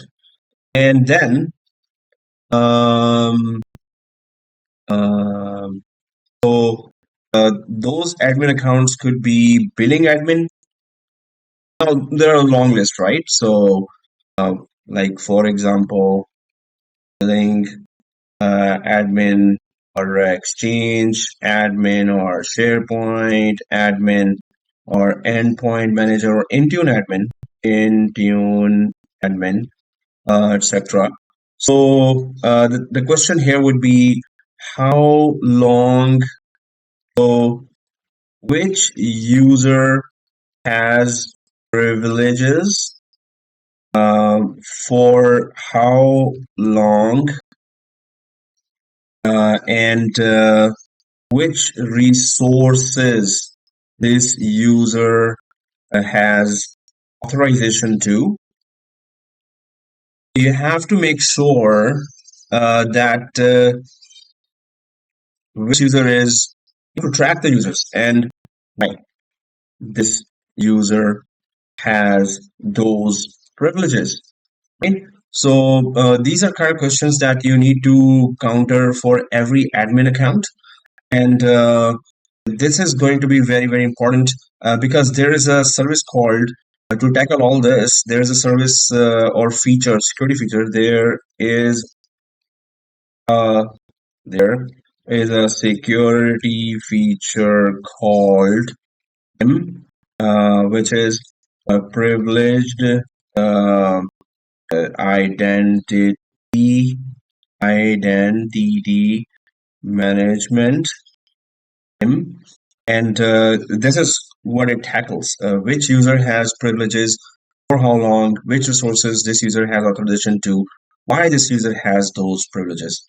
So this is something that we need to make sure that uh, we are tackling this. So this is what it actually meant as well. So I'm just gonna go for this quickly, and which user. So PIM is one thing, and that is privileged account management. Privileged account management. There's another. Okay, well, I'll tackle the other later, but first let's just cover that. Privileged account are admin accounts, right? And those admin accounts, for example, are these. Okay, we talked about that. And then the questions arise. Questions, you need to tackle these questions. Questions arise.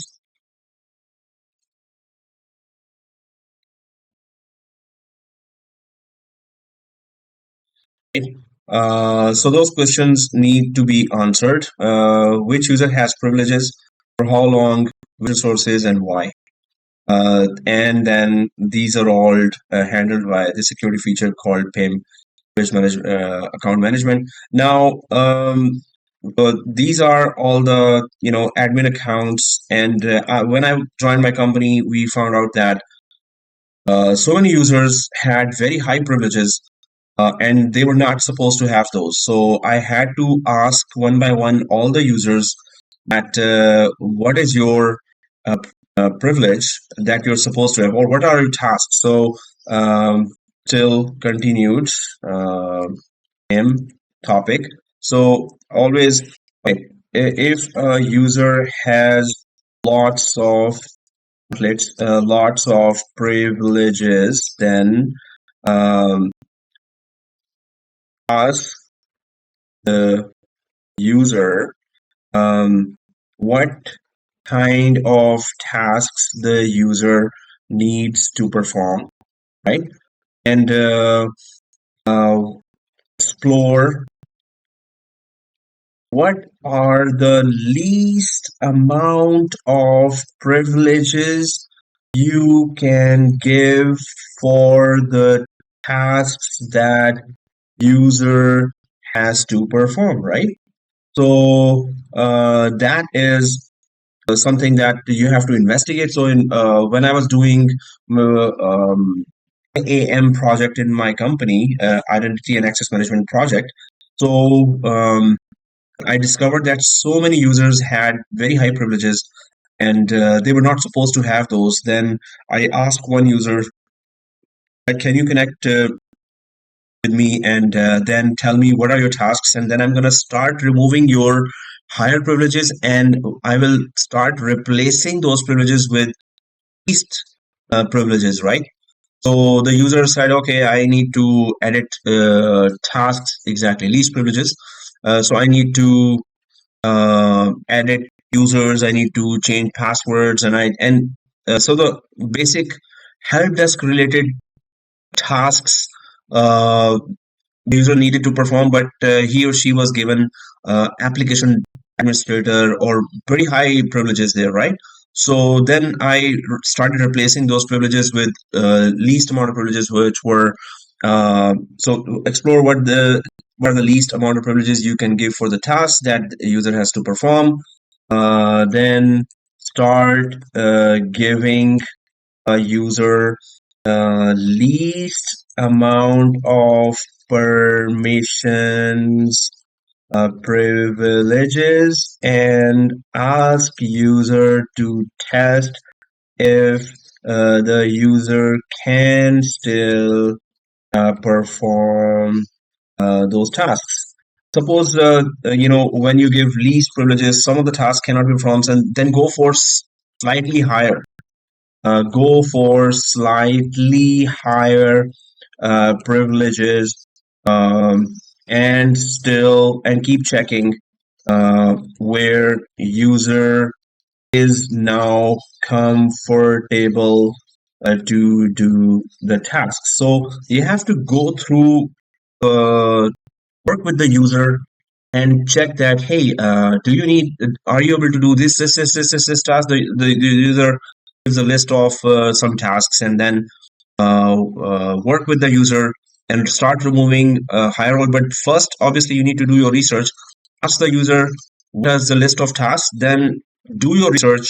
That okay, this task, okay, change password. Oh, it can be done by just adding desktop support privileges. Why the user has application administrator privileges for that, right? So you can add desktop support privileges. Oh, the user can actually go for, the user wants to do create a user, the user wants to create a group, the user wants to add a user to an application.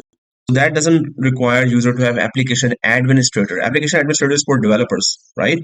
Or developers plus or DevOps, developers and operations related people, but not desktop support. Then you can go for least privileges, then ask the user, hey, can you still perform the task? Then that's how you can evolve in your company with evolve in terms of permission structure in your company with these kind of permissions there, right? This is something that you have to work with all the users. I saw that the business analysts in my company, they had pretty high privileges, and then I started removing them one by one. So there were 5 or 6 business analysts, and I just requested one of them work with me, and then I changed the privileges for all the others, and they were not affected still because they were still able to do the task with least amount of privileges, right? So you have to work with those users who have admin accounts, and it's then you have to make policies as well, right? Then make a policy. Uh, for example, came up with the least privileges set of least privileges you came up with privileges, um, combination of least privileges, right? With the combination of privileges. Then and make a policy for that user role, i.e., a business analyst will always be given such and such privileges onwards, right? So when you come up with a set of privileges, but how do you come up with a set of privileges? You just have to know that what tasks they are using, they're doing every day, what they have to do, and then come up with the least amount of privileges for those particular tasks, right? It's kind of a tedious work at the start, but then you come up with the best combination of permissions for against a task, right? So if a business analyst now joins the company, now we know that what set of permissions we need to give. And if a developer joins the company, we know that what set of permissions to give a developer. And then end user joins the company, we know that what set of permissions to be given to that end user. So you have to work with the user to do that. Now, this is still, we're talking about PIM, but uh, come up with the least privileged permissions, right? permissions. Wow, these privilege permissions. Okay, anyway, but then PIM continues because there's more. Why some of the administrators need to have long, so why highest admin privileges are permanently given to the administrators. Well, that has been the case till now, right? Microsoft says Microsoft talks about zero trust. Zero trust means that obviously no one can be trusted. So obviously your administrators can be trusted, but the thing is, if that account is hacked, then then the hacker has pretty much everything, all the privileges. So how about when the administrator wants to connect? How about when the administrator wants the higher privileges? Administrator requests that higher privilege and then do the tasks, and the privilege is again taken back. So that is one kind of permission that the administrator can uh, be given. Now, PIM exactly offers that. PIM offers um, 8 hours can be reduced, can be modified as well. Right? So PIM offers 8 hours, but it can be changed of um, privileged role activation, which privileged role activation, right? So the user can then request or click a link. For example, so I.E user can click a link and get the required role activated for certain hours. And then this activation expires after expires after certain hours. Right? So this is the idea behind that. So where do you configure that, and how do you really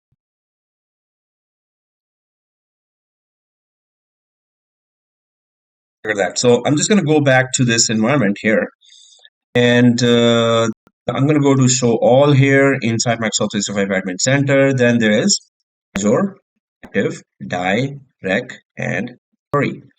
So if you go to Azure Active Directory, now they have they're opening Entra, which is not something we're used to.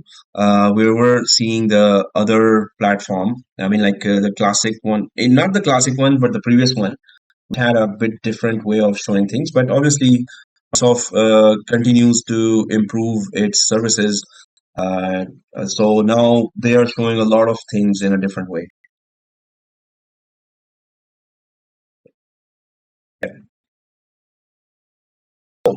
What we need to see here is um,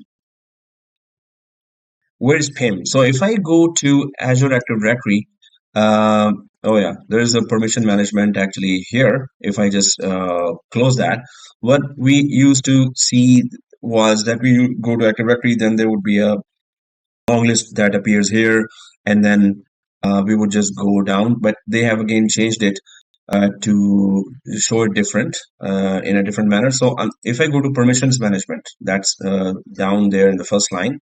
So where did I go? I just click this. And it does show that it's going to open in a new window here, this one.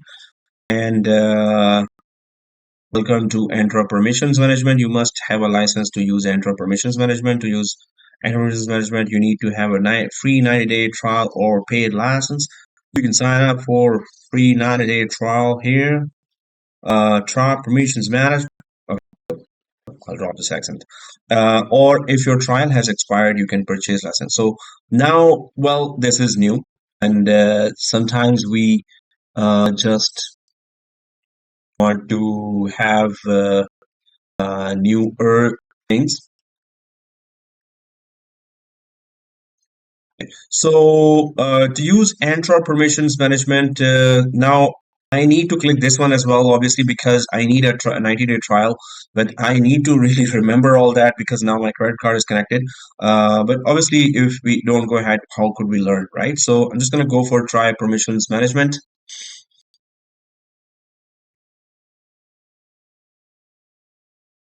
Opens, login, sign up. Okay. So Entra permissions management trial. It looks like you already have an account. Yes, add it to my account. So do you want add we want to add Microsoft Entra permissions management trial to that account. Now, I was going to PIM, privileged identity management, but since Microsoft Active Directory is attached to Entra and then it's taking us there, obviously there's nothing totally new there. It's just a new way of showing things in a more organized way as Microsoft like to do for productivity. So I'm just going to say yes, add it to my account. Add what? Microsoft Entra Permissions Management. What is that? Oh, we're going to see now. But permissions management is all about who gets what permission for how long and why. Who gets what permission, who, what, how, why. These are the four things that you that PIM tackles. Hey, I did click that. Okay. Who gets what permission for how long, why. Who, what, how, why. Who, what, why. What about so vendor permissions management trial, 45-day subscription, 100 licenses. So 45 days subscription I get, try now. I'm gonna click try now. Transferring data, something. Oh, yeah. Portal.office.com. Your confirmation number is this. Continue. Alright, I will continue. Once I continue here, portal.office.com, admin portal, homepage. Yes, I'm back to admin center. And yes, there is something added there. There's a pop-up here, Microsoft 365 admin mobile app. Yeah. Okay, yeah, guys, it's a good thing to have that mobile app as well, Microsoft 365 admin. It's because we are stuck with our cell phones forever. Like 24 hour, 23 point, 59 hours we connect with our phone, right? I don't know why dropped 1 minute. So anyway, we can just check through our phones here with Microsoft 365 users, groups, and licenses seamlessly using the mobile app, right? Okay, I'm going to click the get the app here, but yeah, you can just go for install. I already have it and I'm watching the environment from there.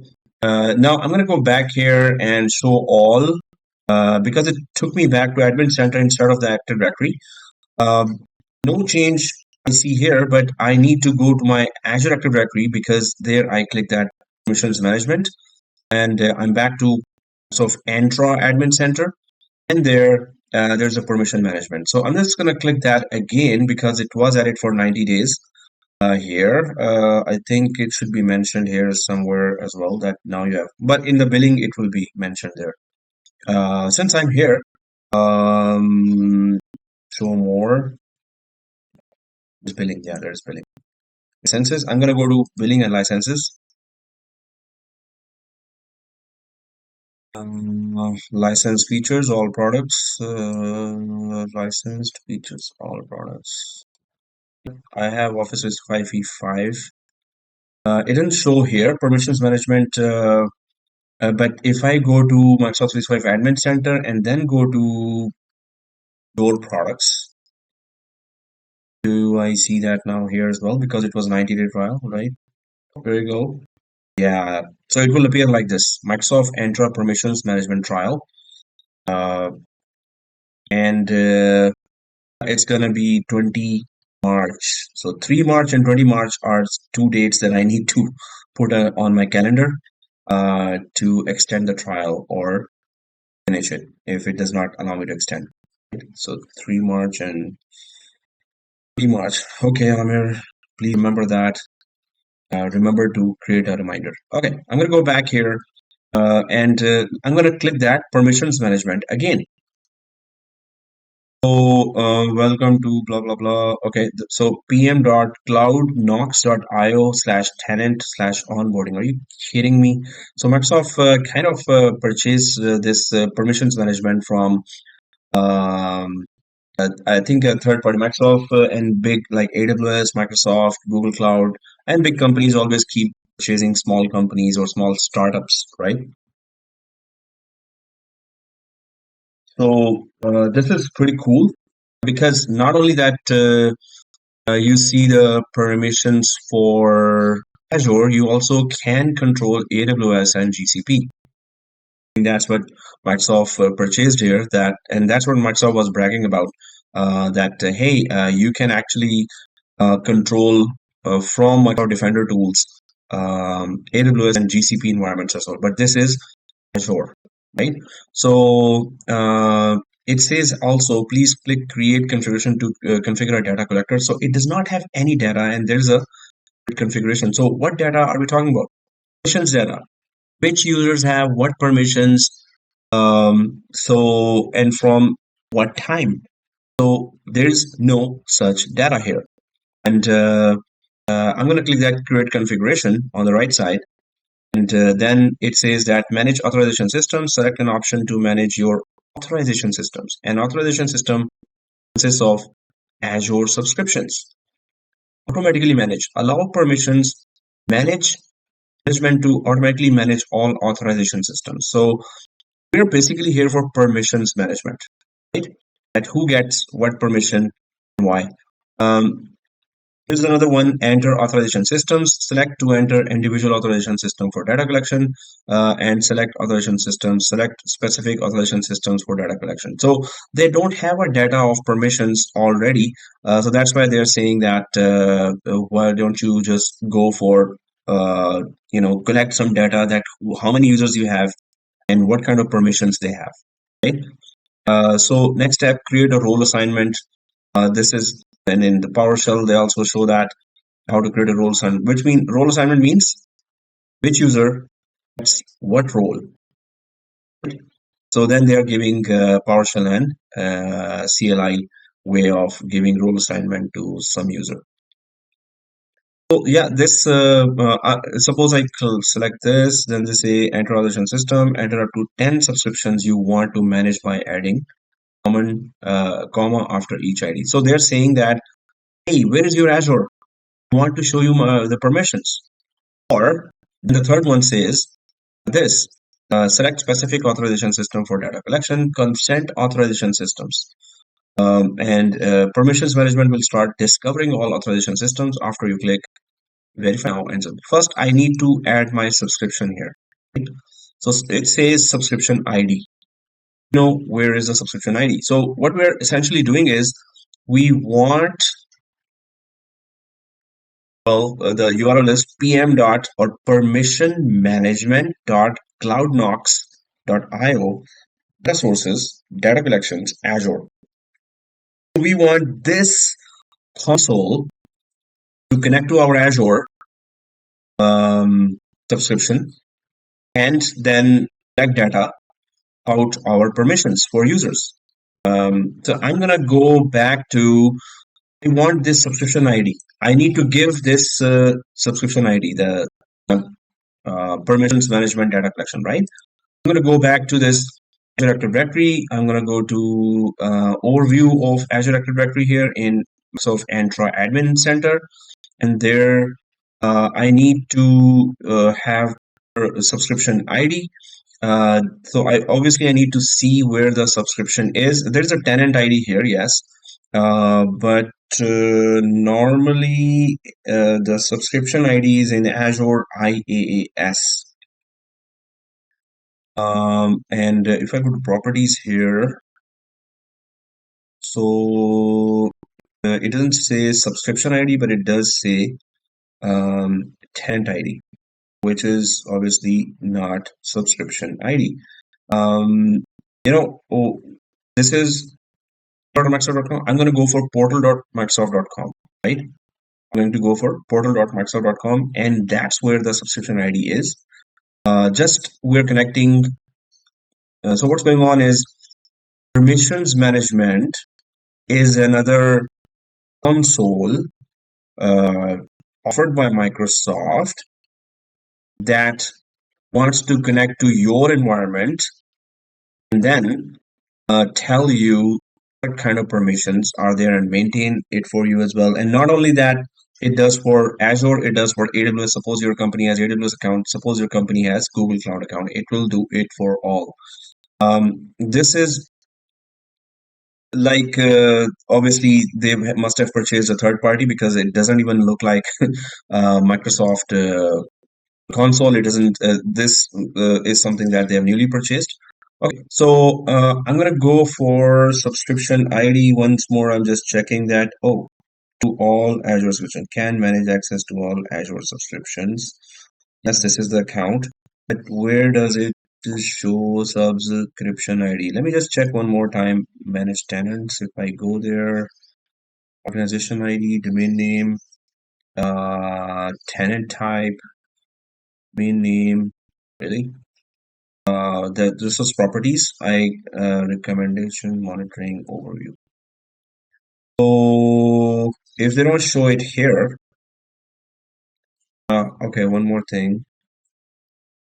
View accounts. If I go there, overview, oops, applications, enterprise applications, roles and admins, no, billing. Billing may have my subscription ID, so I'm just gonna click this license because I don't want to go to portal.azure.com. Well, I can go there, and it's not like it's not allowed. That was good settings. Uh, Review hub, main names. Hey.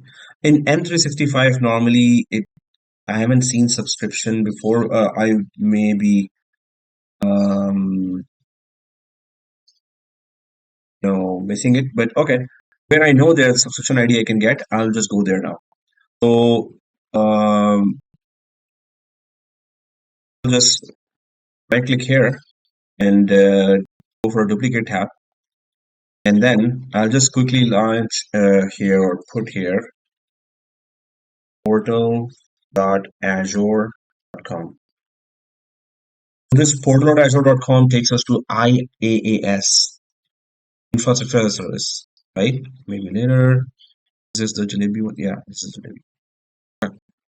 So SaaS services are here. IaaS services are here now. So here, if I go and go down portal menu and then go to subscriptions, or I can just type here subscriptions as well. Subscription. So the yellow key appears here. Subscription. If I just put in there is a subscription here. And your current access does not include permissions to view any subscriptions. Oh, I don't have access to. Hey, don't I have global admin account? Global filter. Okay. Subscriptions, global filter, right? Show only subscriptions selected in global. Uncheck that and apply. View eligible subscriptions.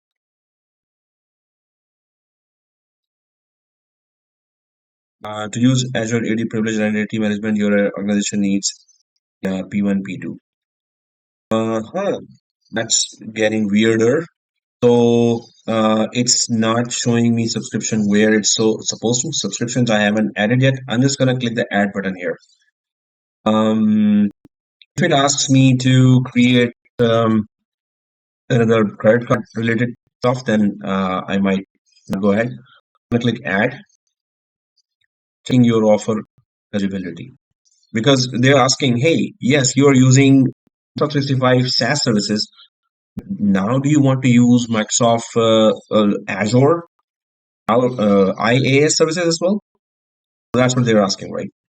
So full access to all services, explore any service that you want, try Azure for free.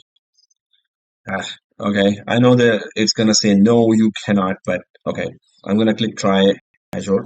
I'm adding a subscription here, guys, as well.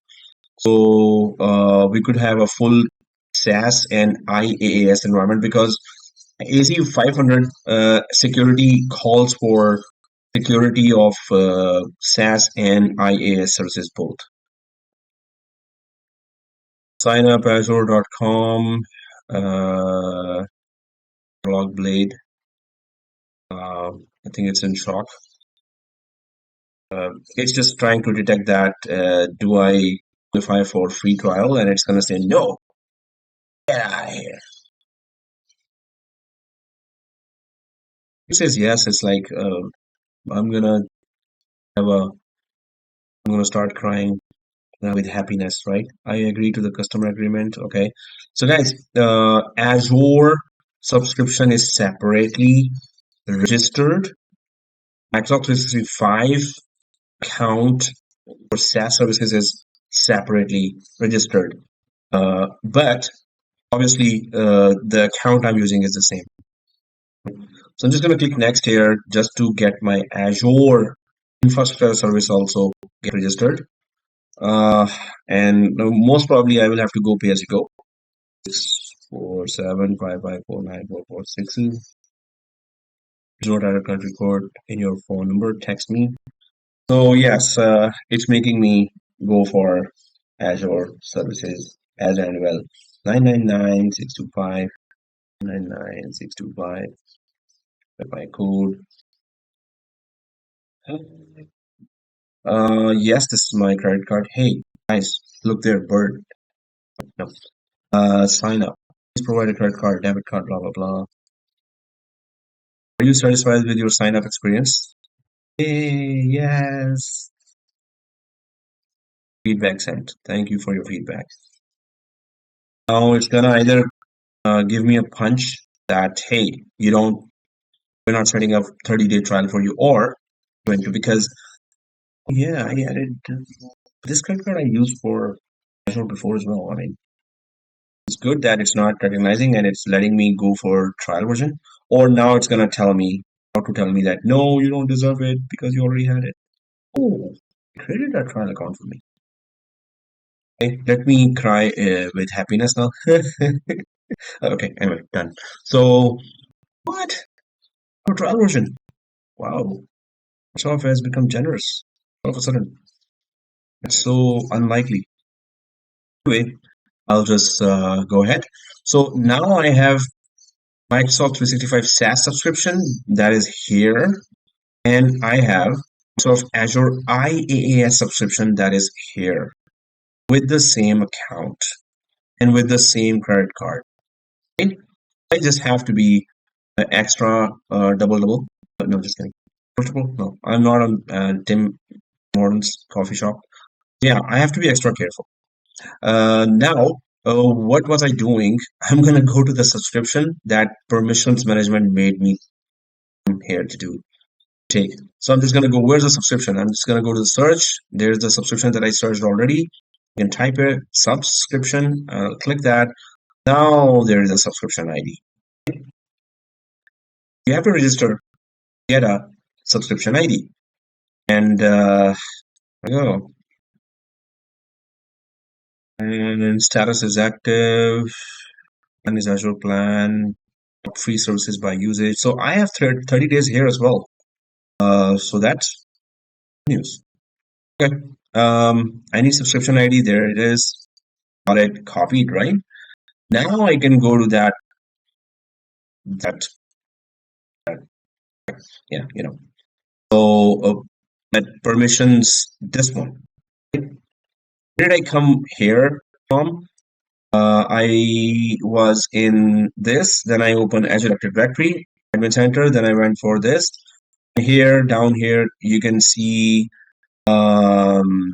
permissions management. What am I doing here? Yeah, okay, I'll just close this. Yeah, there's a permission management here. When I click that, it just opens that page and asks for subscription ID. So I had to create a subscription in Microsoft Azure because I later need Microsoft Azure as well. And here, I then went for create configuration. So that's where it was asking for. Here it was asking for subscription ID. Now, hopefully it's all worth it. But anyway, I wanted to create a Microsoft Azure account just for security labs as well in future. So yes, we needed that. I'm going to put the subscription ID here now after clicking enter authorization systems. Why am I doing that again and again? So it could grab information about permissions management in our Azure tenant and give us a report about that and let us have some kind of tasks to do about permissions management. So I am giving this subscription ID to this permissions management application. So yeah, that's it. So enter this next step, create role assignment. No, right now I just want to connect this to permissions management console, my Azure subscription. So once that is put in here, there is next and on the right. I'm just going to click that. And it says review and confirm, review all your information before you start data collection. Operation systems is enter authorization systems and Azure subscription ID is this. Right? So it says review, I reviewed that and I can save and verify later or verify now and save. Okay.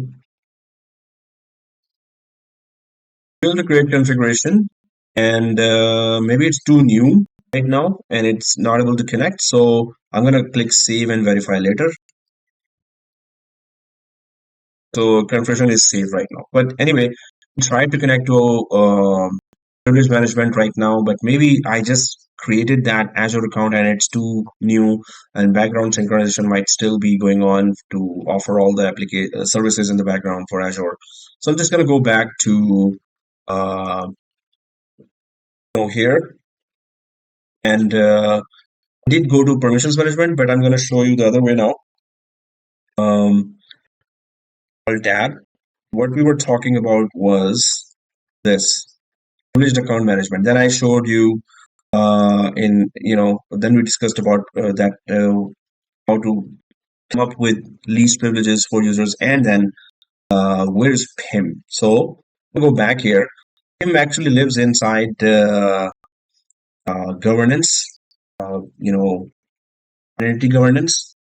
PIM is inside identity governance inside Azure Active Directory, right? So I'll just try to go there to the governance unless they have moved because of Microsoft Entra. But I'll just go back. So Azure Active Directory, um, and if I just try to go, there's roles and admins. So inside the roles and admins, this identity governance is here. First, let's just visit the roles and admins because that's where all the higher privileges live. Right? So all roles and admins. Now, there's one way to give, and that is what everyone uses, and that is you go to suppose there's some user that you want to give application administrator role, so you click there and then click add assignment, and then you just add one or two users there. So you know what? Let me just create five users. I'm gonna click all users here, new user. I'm gonna click quickly, create quickly five users here, and then we're gonna continue with our lab. Create user, user 01, Control A, Control C, name, Control V, and auto generate password. Yeah, okay. Can I create?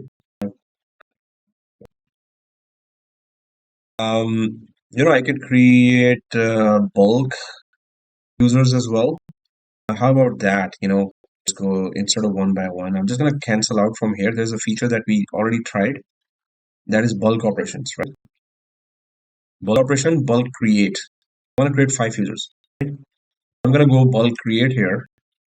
And first, I'm going to download the template to know that how to put those user information there that it will accept and then create users for me against that information. So I'm just going to click download. Try to go for as much automation as you can, guys. Obviously, with Terraform, you can do that. With PowerShell, you can do that. But this is a GUI way, GUI-ish way. So I so this is the information that we need to fill. I'll quickly fill for 5 or 10 users. Then I would expect it to create for me. So the the username, armor user one, and I need the domain name, so I'm just gonna go back there, Alt Tab.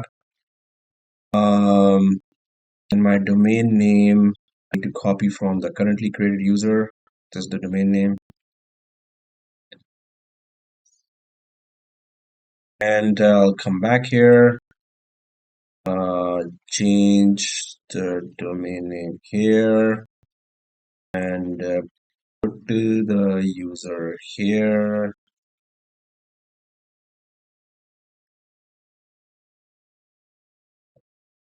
Okay, put user here. Okay, primary user 01. Okay, and quickly the password is my password 1234. Block sign in no. Yeah, this is okay. I just want to create more users. It starts with okay 12. Um, to oh man, still is a bit faster than yeah, the other one. That one by one. 3, 4,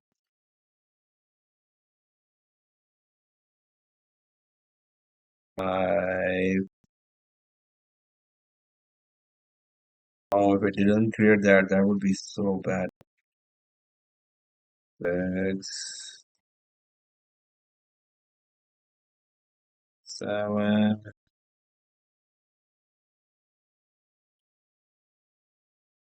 8,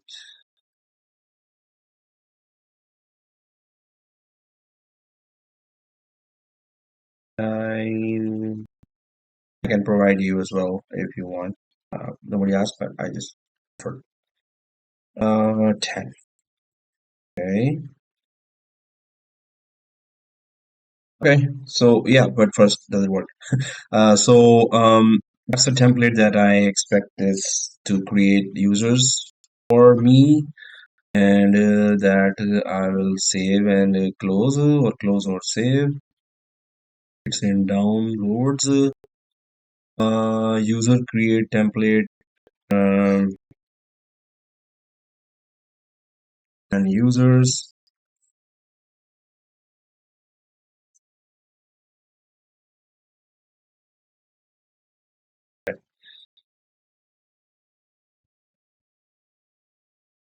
Control C, save. Go, go, go, go, go. Come on, man.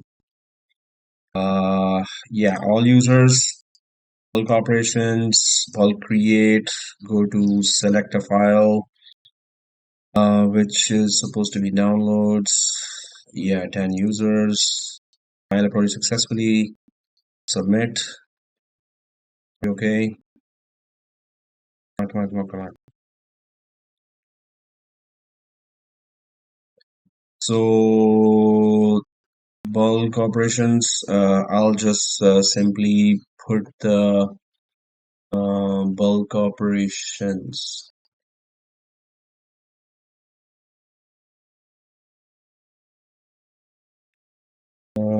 Azure.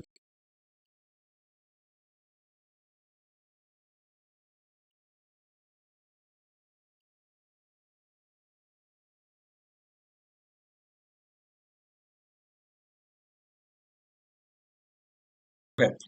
So it's done, I guess. Click here to view status of each operation.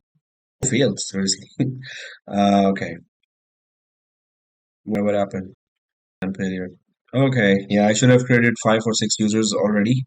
Although it was always okay, the username in the uploaded is not valid. Change the username in the valid. So anyway, I kind of wasted my time here. Sure, the domain portion. Oh, uh, Ensure the domain portion of the username is verified in your Azure AD, or is the initial domain name .onmicrosoft.com, then resubmit your request. So was it not there? Oh man, when we do a task and it doesn't work, then it's kind of domain name. It ends with this CEAG, and display name was this. It seems like it's okay, but I'll try to troubleshoot that later because I don't want to waste time. So I'm just going to create one or two users quickly, and yeah, it should be something very small, but in T-shoot time goes from the class time, which I don't want. I'm just going to go for Amir user 01, and then I'll definitely T-shoot after the class because I can't let it go like this. And yeah, show password, whatever that is, block sign in, no. Usage location is, it's not compulsory, Canada, so I'll just create one. Uh, so, or at least two, and name, go, and block is no, so I'll just click the create. Okay, two users are created now, and I'm just going to go back here to the roles and admins. And in the roles and admins, when you start try to give some role, then you can go inside the role and then click the add assignments here, and the two users, whichever user you want to give, you can give that, just select that and click add, right? So I'm just not going to add that now, close. What I want to show was that if we go down to identity governance here, so then there's entitlement management, there is access review, and there is privileged identity management. Then there is lifecycle workflows. So these are all security, configurations there. And suppose we go for entitlement management. So entitlement management is that um, manage digital identities securely and efficiently with Azure Active Directory identity governance. Review the most common use cases there. So this is something that you should go through when you are configuring Active Directory user accounts, especially. So the thing is that um, there are many of these the features here. We have privilege identity management and lifecycle workflows. Lifecycle workflows also show here as well. Now it goes with multiple types of configurations. Control your external user lifecycle. External user lifecycle, that when an external user is invited, the guest account, so how long that user should be there and when you should kick that user out. Manage group membership, so who is part of which group. You need to manage that as well with the access reviews. So we're going to do one lab on that, although I did show that in AZ-104, but it's part of the um, it's part of the AZ-500 as well. But we were talking about privilege identity management, right? So I'm just going to go down here to privilege identity management first. And here, through this, so first, either you can go through roles and administrators and give the role to some user, or better from here, identity governance. Then through PIM, give the roles and to administrator users.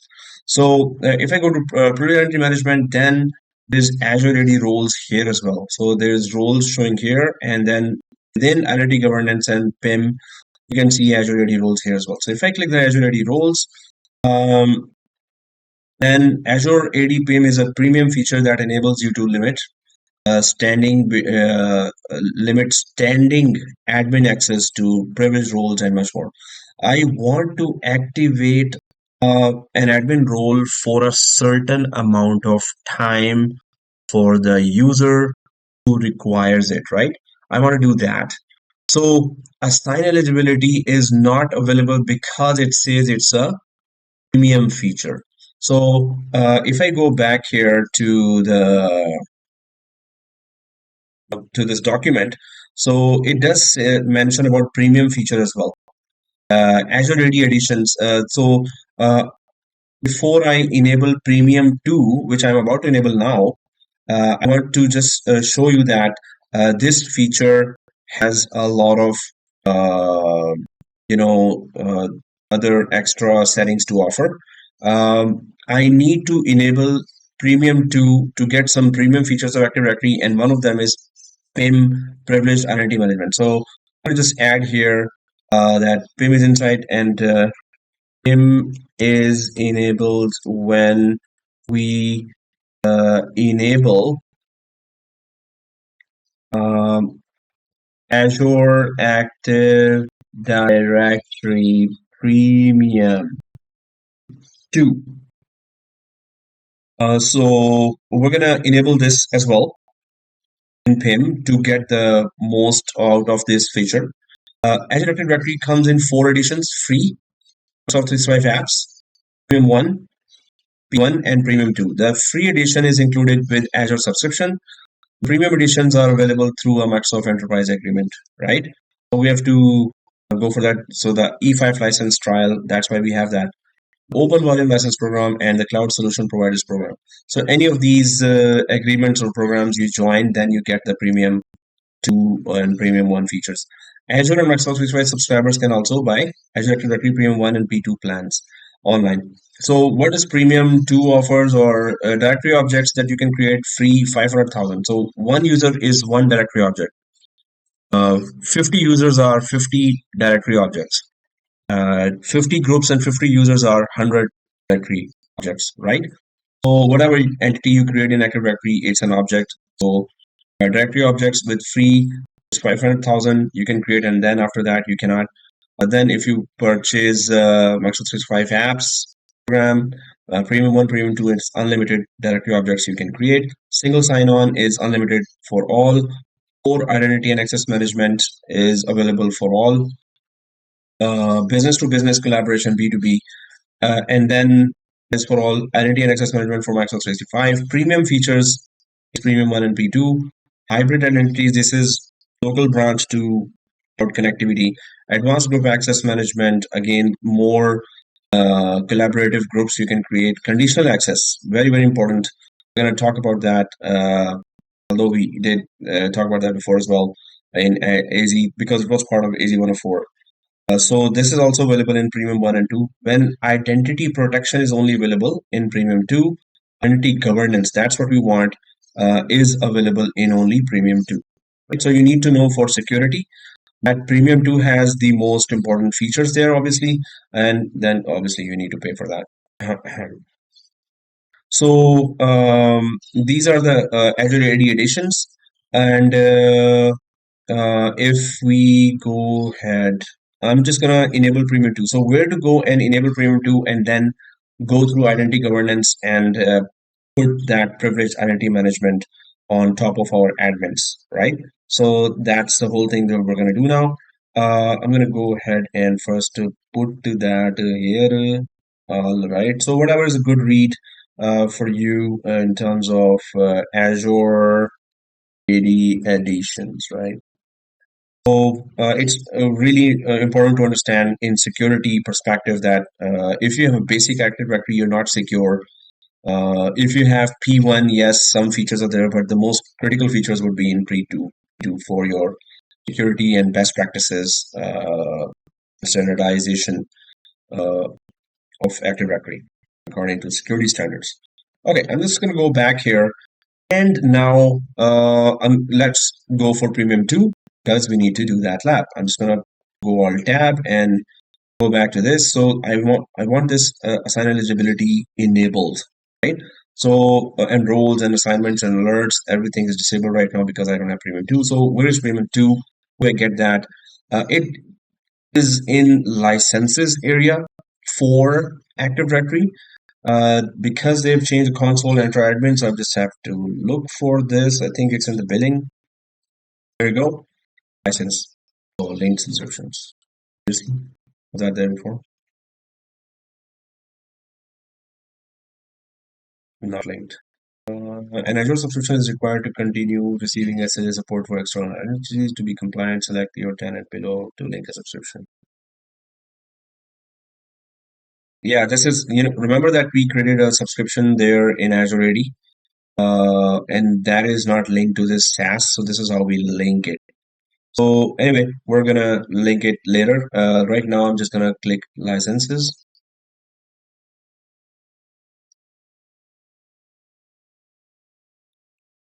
So in the licenses, I'm gonna go to license features.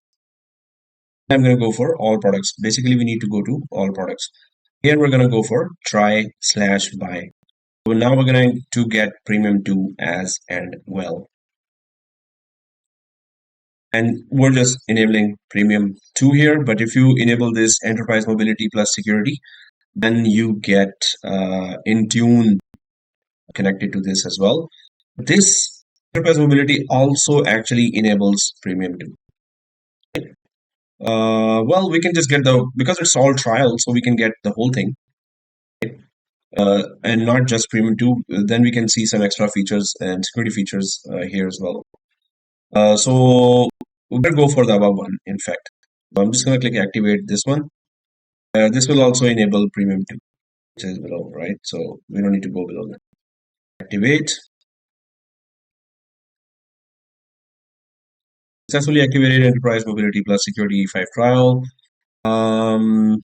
So it doesn't take a lot of time, but it should show here. So I'm just going to click somewhere else and then click here, somewhere else, click here. Refresh the whole browser.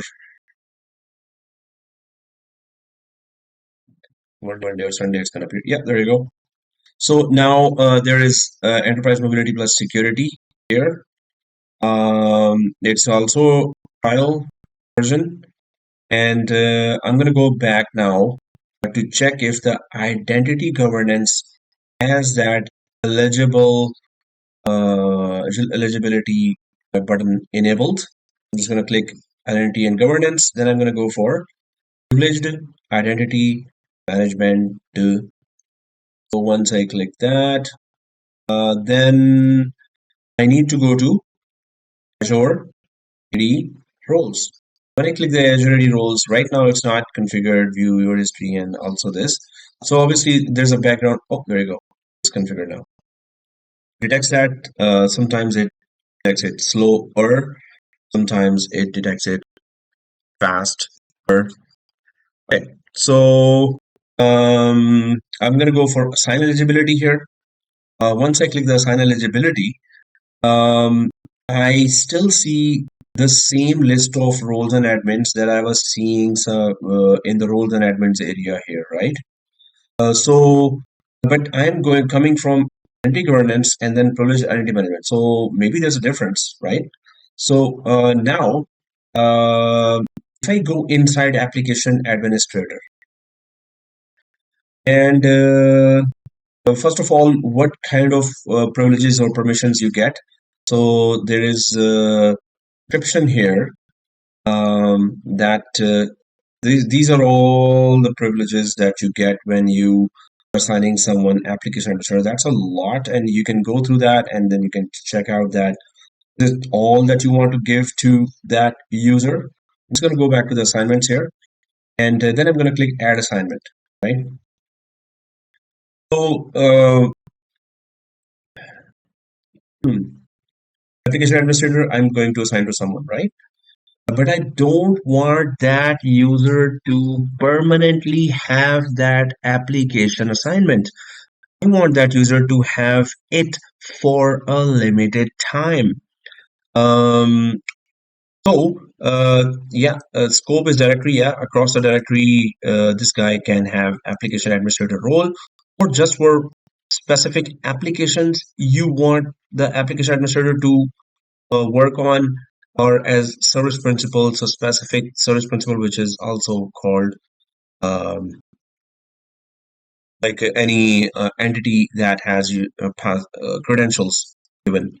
So I'm just going to stick to directory. Yes, this user directory wide, whichever application is there, this user can handle this user. So I'm just going to select that user as well.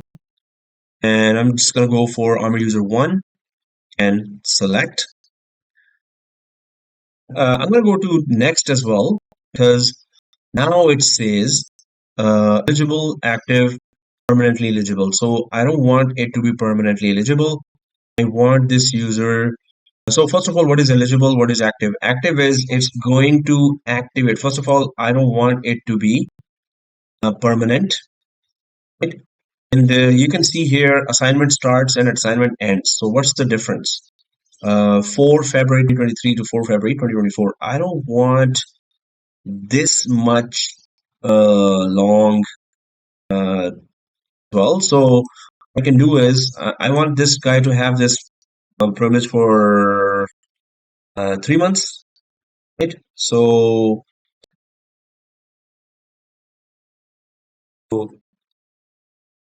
and 23. So for 6 months, this user will have this privilege.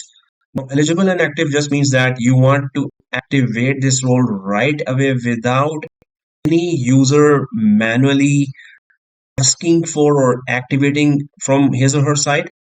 Or eligible. Eligible means that the user have to manually click a link to activate this role, while active means the user does not have to click a link to activate this role. The role will be automatically active for that user. Okay, there's eligible here.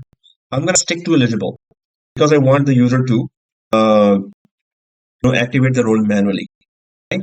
So I'm going to go down here and click assign user one. Okay, this role has been assigned to user one. So there will be an email coming to me as an administrator who assigned this role to user one. And obviously there will be a email coming to the user one as well. So how does user one gets this role and how does it looks like for the user one? Um, I'm going to go for that user. I need to log in from that user. So I need some info. Open that notepad and I need the information about this user. I need a full email. There's an email here that I have assigned this. So this is the PIM role that I've assigned to that user. User 1 is assigned the application administrator role for Cloud Engineers Academy. The details of this assignment appear below. View the details of this assignment in the privileged identity management. So this is what I assigned, but I want to show you that how an end user wants would be seeing this.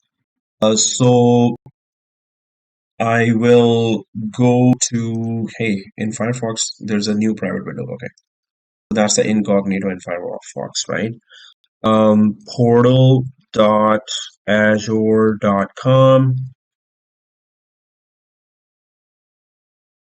and the full email of the user, but obviously the password was auto-generated, seriously. So what I'm going to do is I'm going to quickly just go to Microsoft 365 admin. I'll go to users. I just need to reset this user's password. Users, active users. And this is the user. And there's a reset password here. I'll click the reset password. Automatically create, no. I want to create a password myself. Small ABC, capital ABC, shift 123, dot shift 123. Required user to change the password, no. Email this, yes. Password contains a word, phrase, series of numbers that makes it easily guessable. Kidding me? Okay. Yeah, it's kind of easily guessable. You're right. Okay, so I'm just gonna go for something else. Just give some other password. I think it's the same pattern. Now it finds it strong. Seriously. Instead of ABC, I went for M and B, small M and B, capital M and B, and then shift 123 and without shift 123. Right. So instead of yeah, ABC could be something easier to find. Reset password for this user and don't save. Okay, password is shown here, MNB, right? And yes, that email came to administrator as well, that there's a password change. Account information, yeah, this is the password for this user now because I'm an administrator. And I will be going to this other one, MNB. I just want to show you that how this user, yeah, I want to stay signed in, how this user gets that permission, the application administrator role. Um, and okay, I don't want him to log into this user to log into. So I'll go for portal.office.com because that's where the email Outlook is, because I want user to check the Outlook and then get the permission activated permission for that user.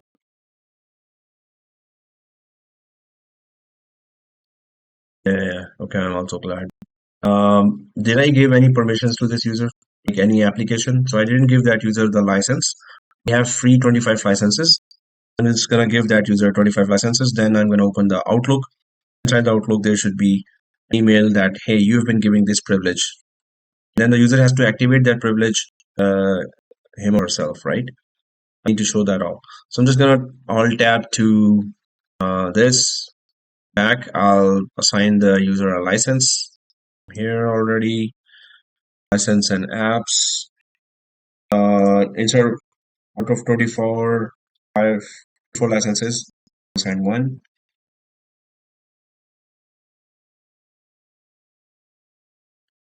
So license information has been saved. I just need to alt tab back to that user, and that's it. So I refresh. Now all the permissions are there. All the applications are there. Outlook.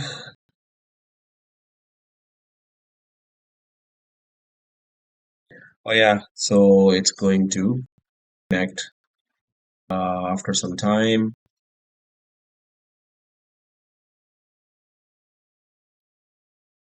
Yeah, so the thing is that it just shows the activation email there, and then the user will see that. But yeah, I'm just opening it too soon, so that's why um, it's we just created the account for the user. That's why it's not loading the client yet.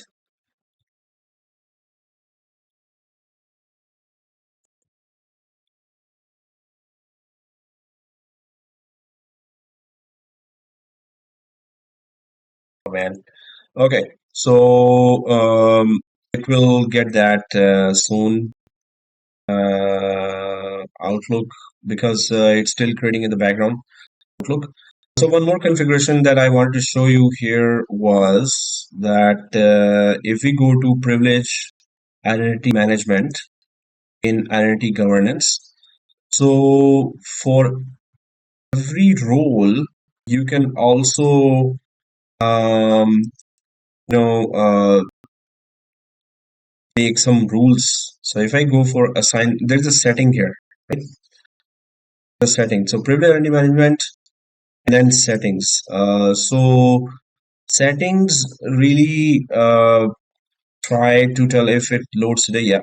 So for application administrator role, how do you want to manage the permissions? Inside identity governance, inside identity management, then you go to settings and then application. So these are all the roles. For all these roles, what kind of settings do you want to prefer? When you are assigning this role to someone, how do you want to control that? How do you want to govern this role?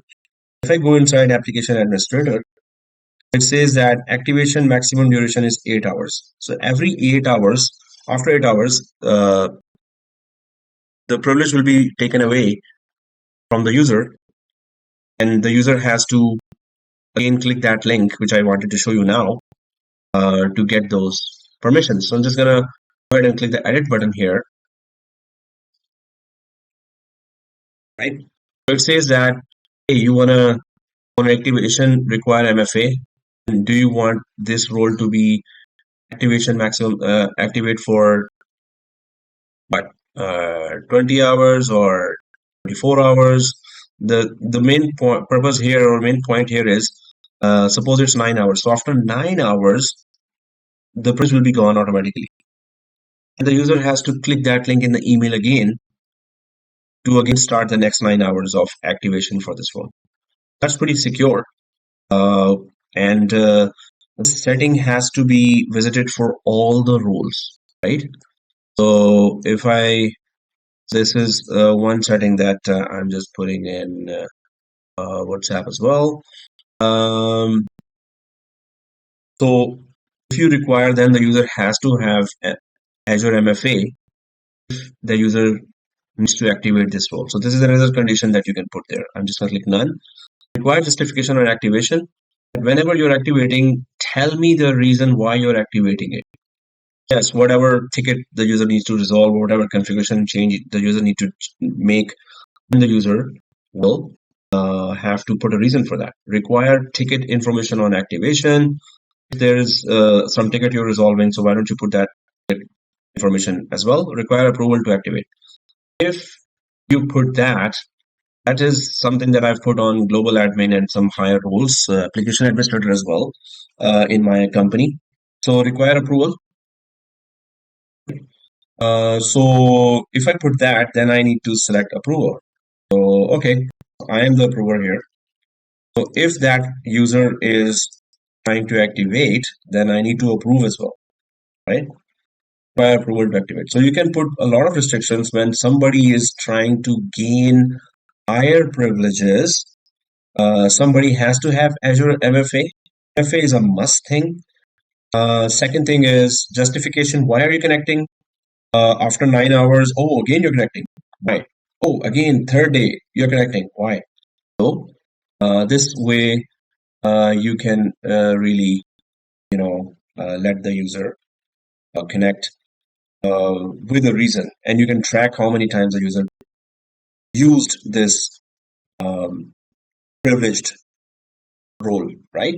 So now the approver is here. You have made it more difficult now. There are multiple stages here and checks that you want the user to go before getting that higher privilege role. If I click assignment here, how permanent eligible, this is for that particular role we are setting that in future nobody, whoever gets this role has to go through all this setting, right? Allow permanent, no. Say that every 6 months this user has to request that please give me this role, I need to work on it, right? A permanent assignment, no. This is also 6 months. Require multi-factor, you can just make it as a rule that whoever requests for this role, whoever has been assigned this role, has to go through MFA, has to have MFA. Then suppose they did not set up MFA, they can't really get that role. Require justification on active assignment. So if the assignment is active, justify. Give me a reason why do you need this role. So again, if you click notifications, so then who should be notified? Admins. Okay. Global admins do get automatically notified if some admin role has been given to someone, right? So, but you can just put more emails here that those guys should also be notified when somebody's activating this application administrator role for him or herself, right? So I'm just going to click assignment. So notification, and then that's it. Update. So I'm just going to click update. So for one role, I have put some restrictions. For one role, I have put some. I'll put some restrictions. I have put some restrictions here, and then you can go for all the major roles here: billing administrator or global administrator. You have to put these restrictions in the settings first. Okay, so I'm just gonna go back there to the other side if the Outlook application has been created for that user. Maybe it's to, okay, so I have to sign out and sign in again. Yes, sign out.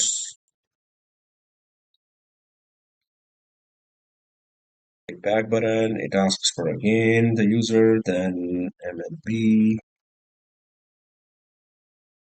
Okay. Keep this user logged in. Now the application should open, maybe. Okay, it's still under construction, so this application is still not available. OWA user has no mailbox and no license assigned exception. Well, it hasn't detected that yet, so that's why it's just expecting too soon for the user to have a license. Um, refreshing, refreshing, refreshing. Okay, the user just needs to click that link and that's it. The user should get that role activated. Then the user is offered that um, role to be activated. User is taken to that link where the role is activated. But if I go ahead and from the administrator side, how does it look like? So if I go to PIM, the view details here. Right? That's what the user also gets, but user also has to click this to activate the role. Like this is the administrator, not the end user. Right? The screen for that role that was assigned is here. Eligible assignments, active assignment is global administrator, expired assignment. So the user hasn't touched it, so that's why it's not really showing right now. And Alt tab, if I go there, I just assigned the license to the user so that works. I'm still waiting for the user's mailbox to be created so the user can access that. So maybe if not this class, then next class. By then, the account would have been created for the user, and then we can check that mailbox is created as well. I'll just click something else. Well, this again. Look, it's still not free. It just still says no license assigned. Hey, is it the correct user? It's I'm a user one that I logged in, right? Yes, I'm a user one. Alt tab. If I go back there, uh, users, all users, and I'm a user one. I'm not here. I'm just gonna go there, and I'm a user one. Two solutions or files or spreadsheet. Yeah, so I'm a user one that got the license, right? License and apps. Yep, there is a license clicked here, so it is assigned, and I'll just click save again. It does take time. It is normal, but I just wanted the result to be shown faster. So I have back to the user screen, and one day, Monday or Sunday, it's gonna let me log into Outlook. Seriously, still the mailbox is under construction. If I go to MS Word and open a blank document, okay, Word application is available. If I go to nine dots and go for Outlook, it's still not available. So some applications take much more time. Seriously, very bad. Okay, so those are the settings for PIM that we covered today. There's a lot of other settings that we will be going for.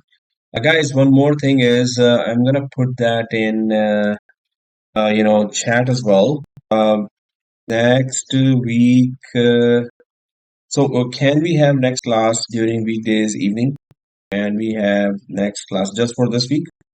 Can we have next class this weekday evening on Wednesday from 7 p.m. till 10 p.m. Oh, no, not 7. 6 p.m. 6 p.m. till 9 p.m. Can we have next class this weekday evening only for this week as I am out of town next weekend. So we can have that extra class and we won't be able to miss. So what's your vote? You can just put it in the chat. Wednesday from 6 to 9. Uh, so yeah, there are lots of labs that I need to show, obviously. Man, wow, this is ridiculous. It's taking a lot of time for the mailbox to get created. And this is an E5 license, so how is this user not able to do that? If I go for applications here, this user has Exchange, yeah, Exchange Online Plan 2. So yeah, mailbox is supposed to be there for this user. Um, but yeah, since I'm expecting it too soon, desperately application mailbox gets available for some time. Okay, so yeah, we will be continuing with that. So uh, once the user mailbox, once the end user mailbox is created, then we will check that how PIM really shows, how PIM really shows uh, from end user side, um, how end user has to manually activate the role because of um, Azure identity governance PIM best practices, right? That best practices. So okay. So lab to be continued. Right, guys. So lab to be continued, and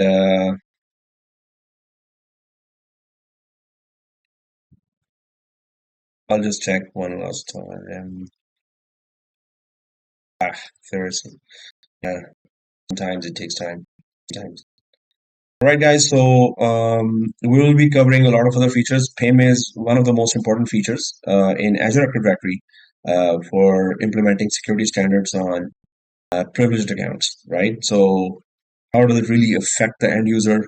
How does it really work? That's what I wanted to show you. So we're going to continue with that this lab in next class as well. If there are any questions, let me know. Otherwise, see you this Wednesday if you are okay with that. Because next Saturday I'm not available. I have to go out of town, but I don't want to miss the class as well. So the video definitely will be available for all. Anyway, to follow up with the labs. Okay. So if there are any questions, let me know. Otherwise, bye bye. Have a nice weekend.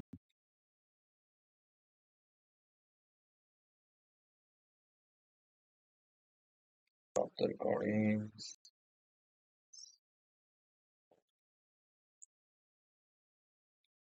Um,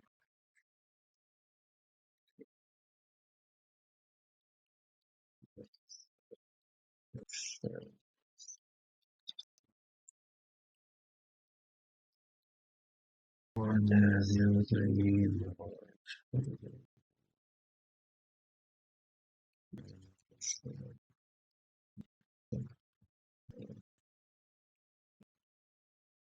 expiration of other classes.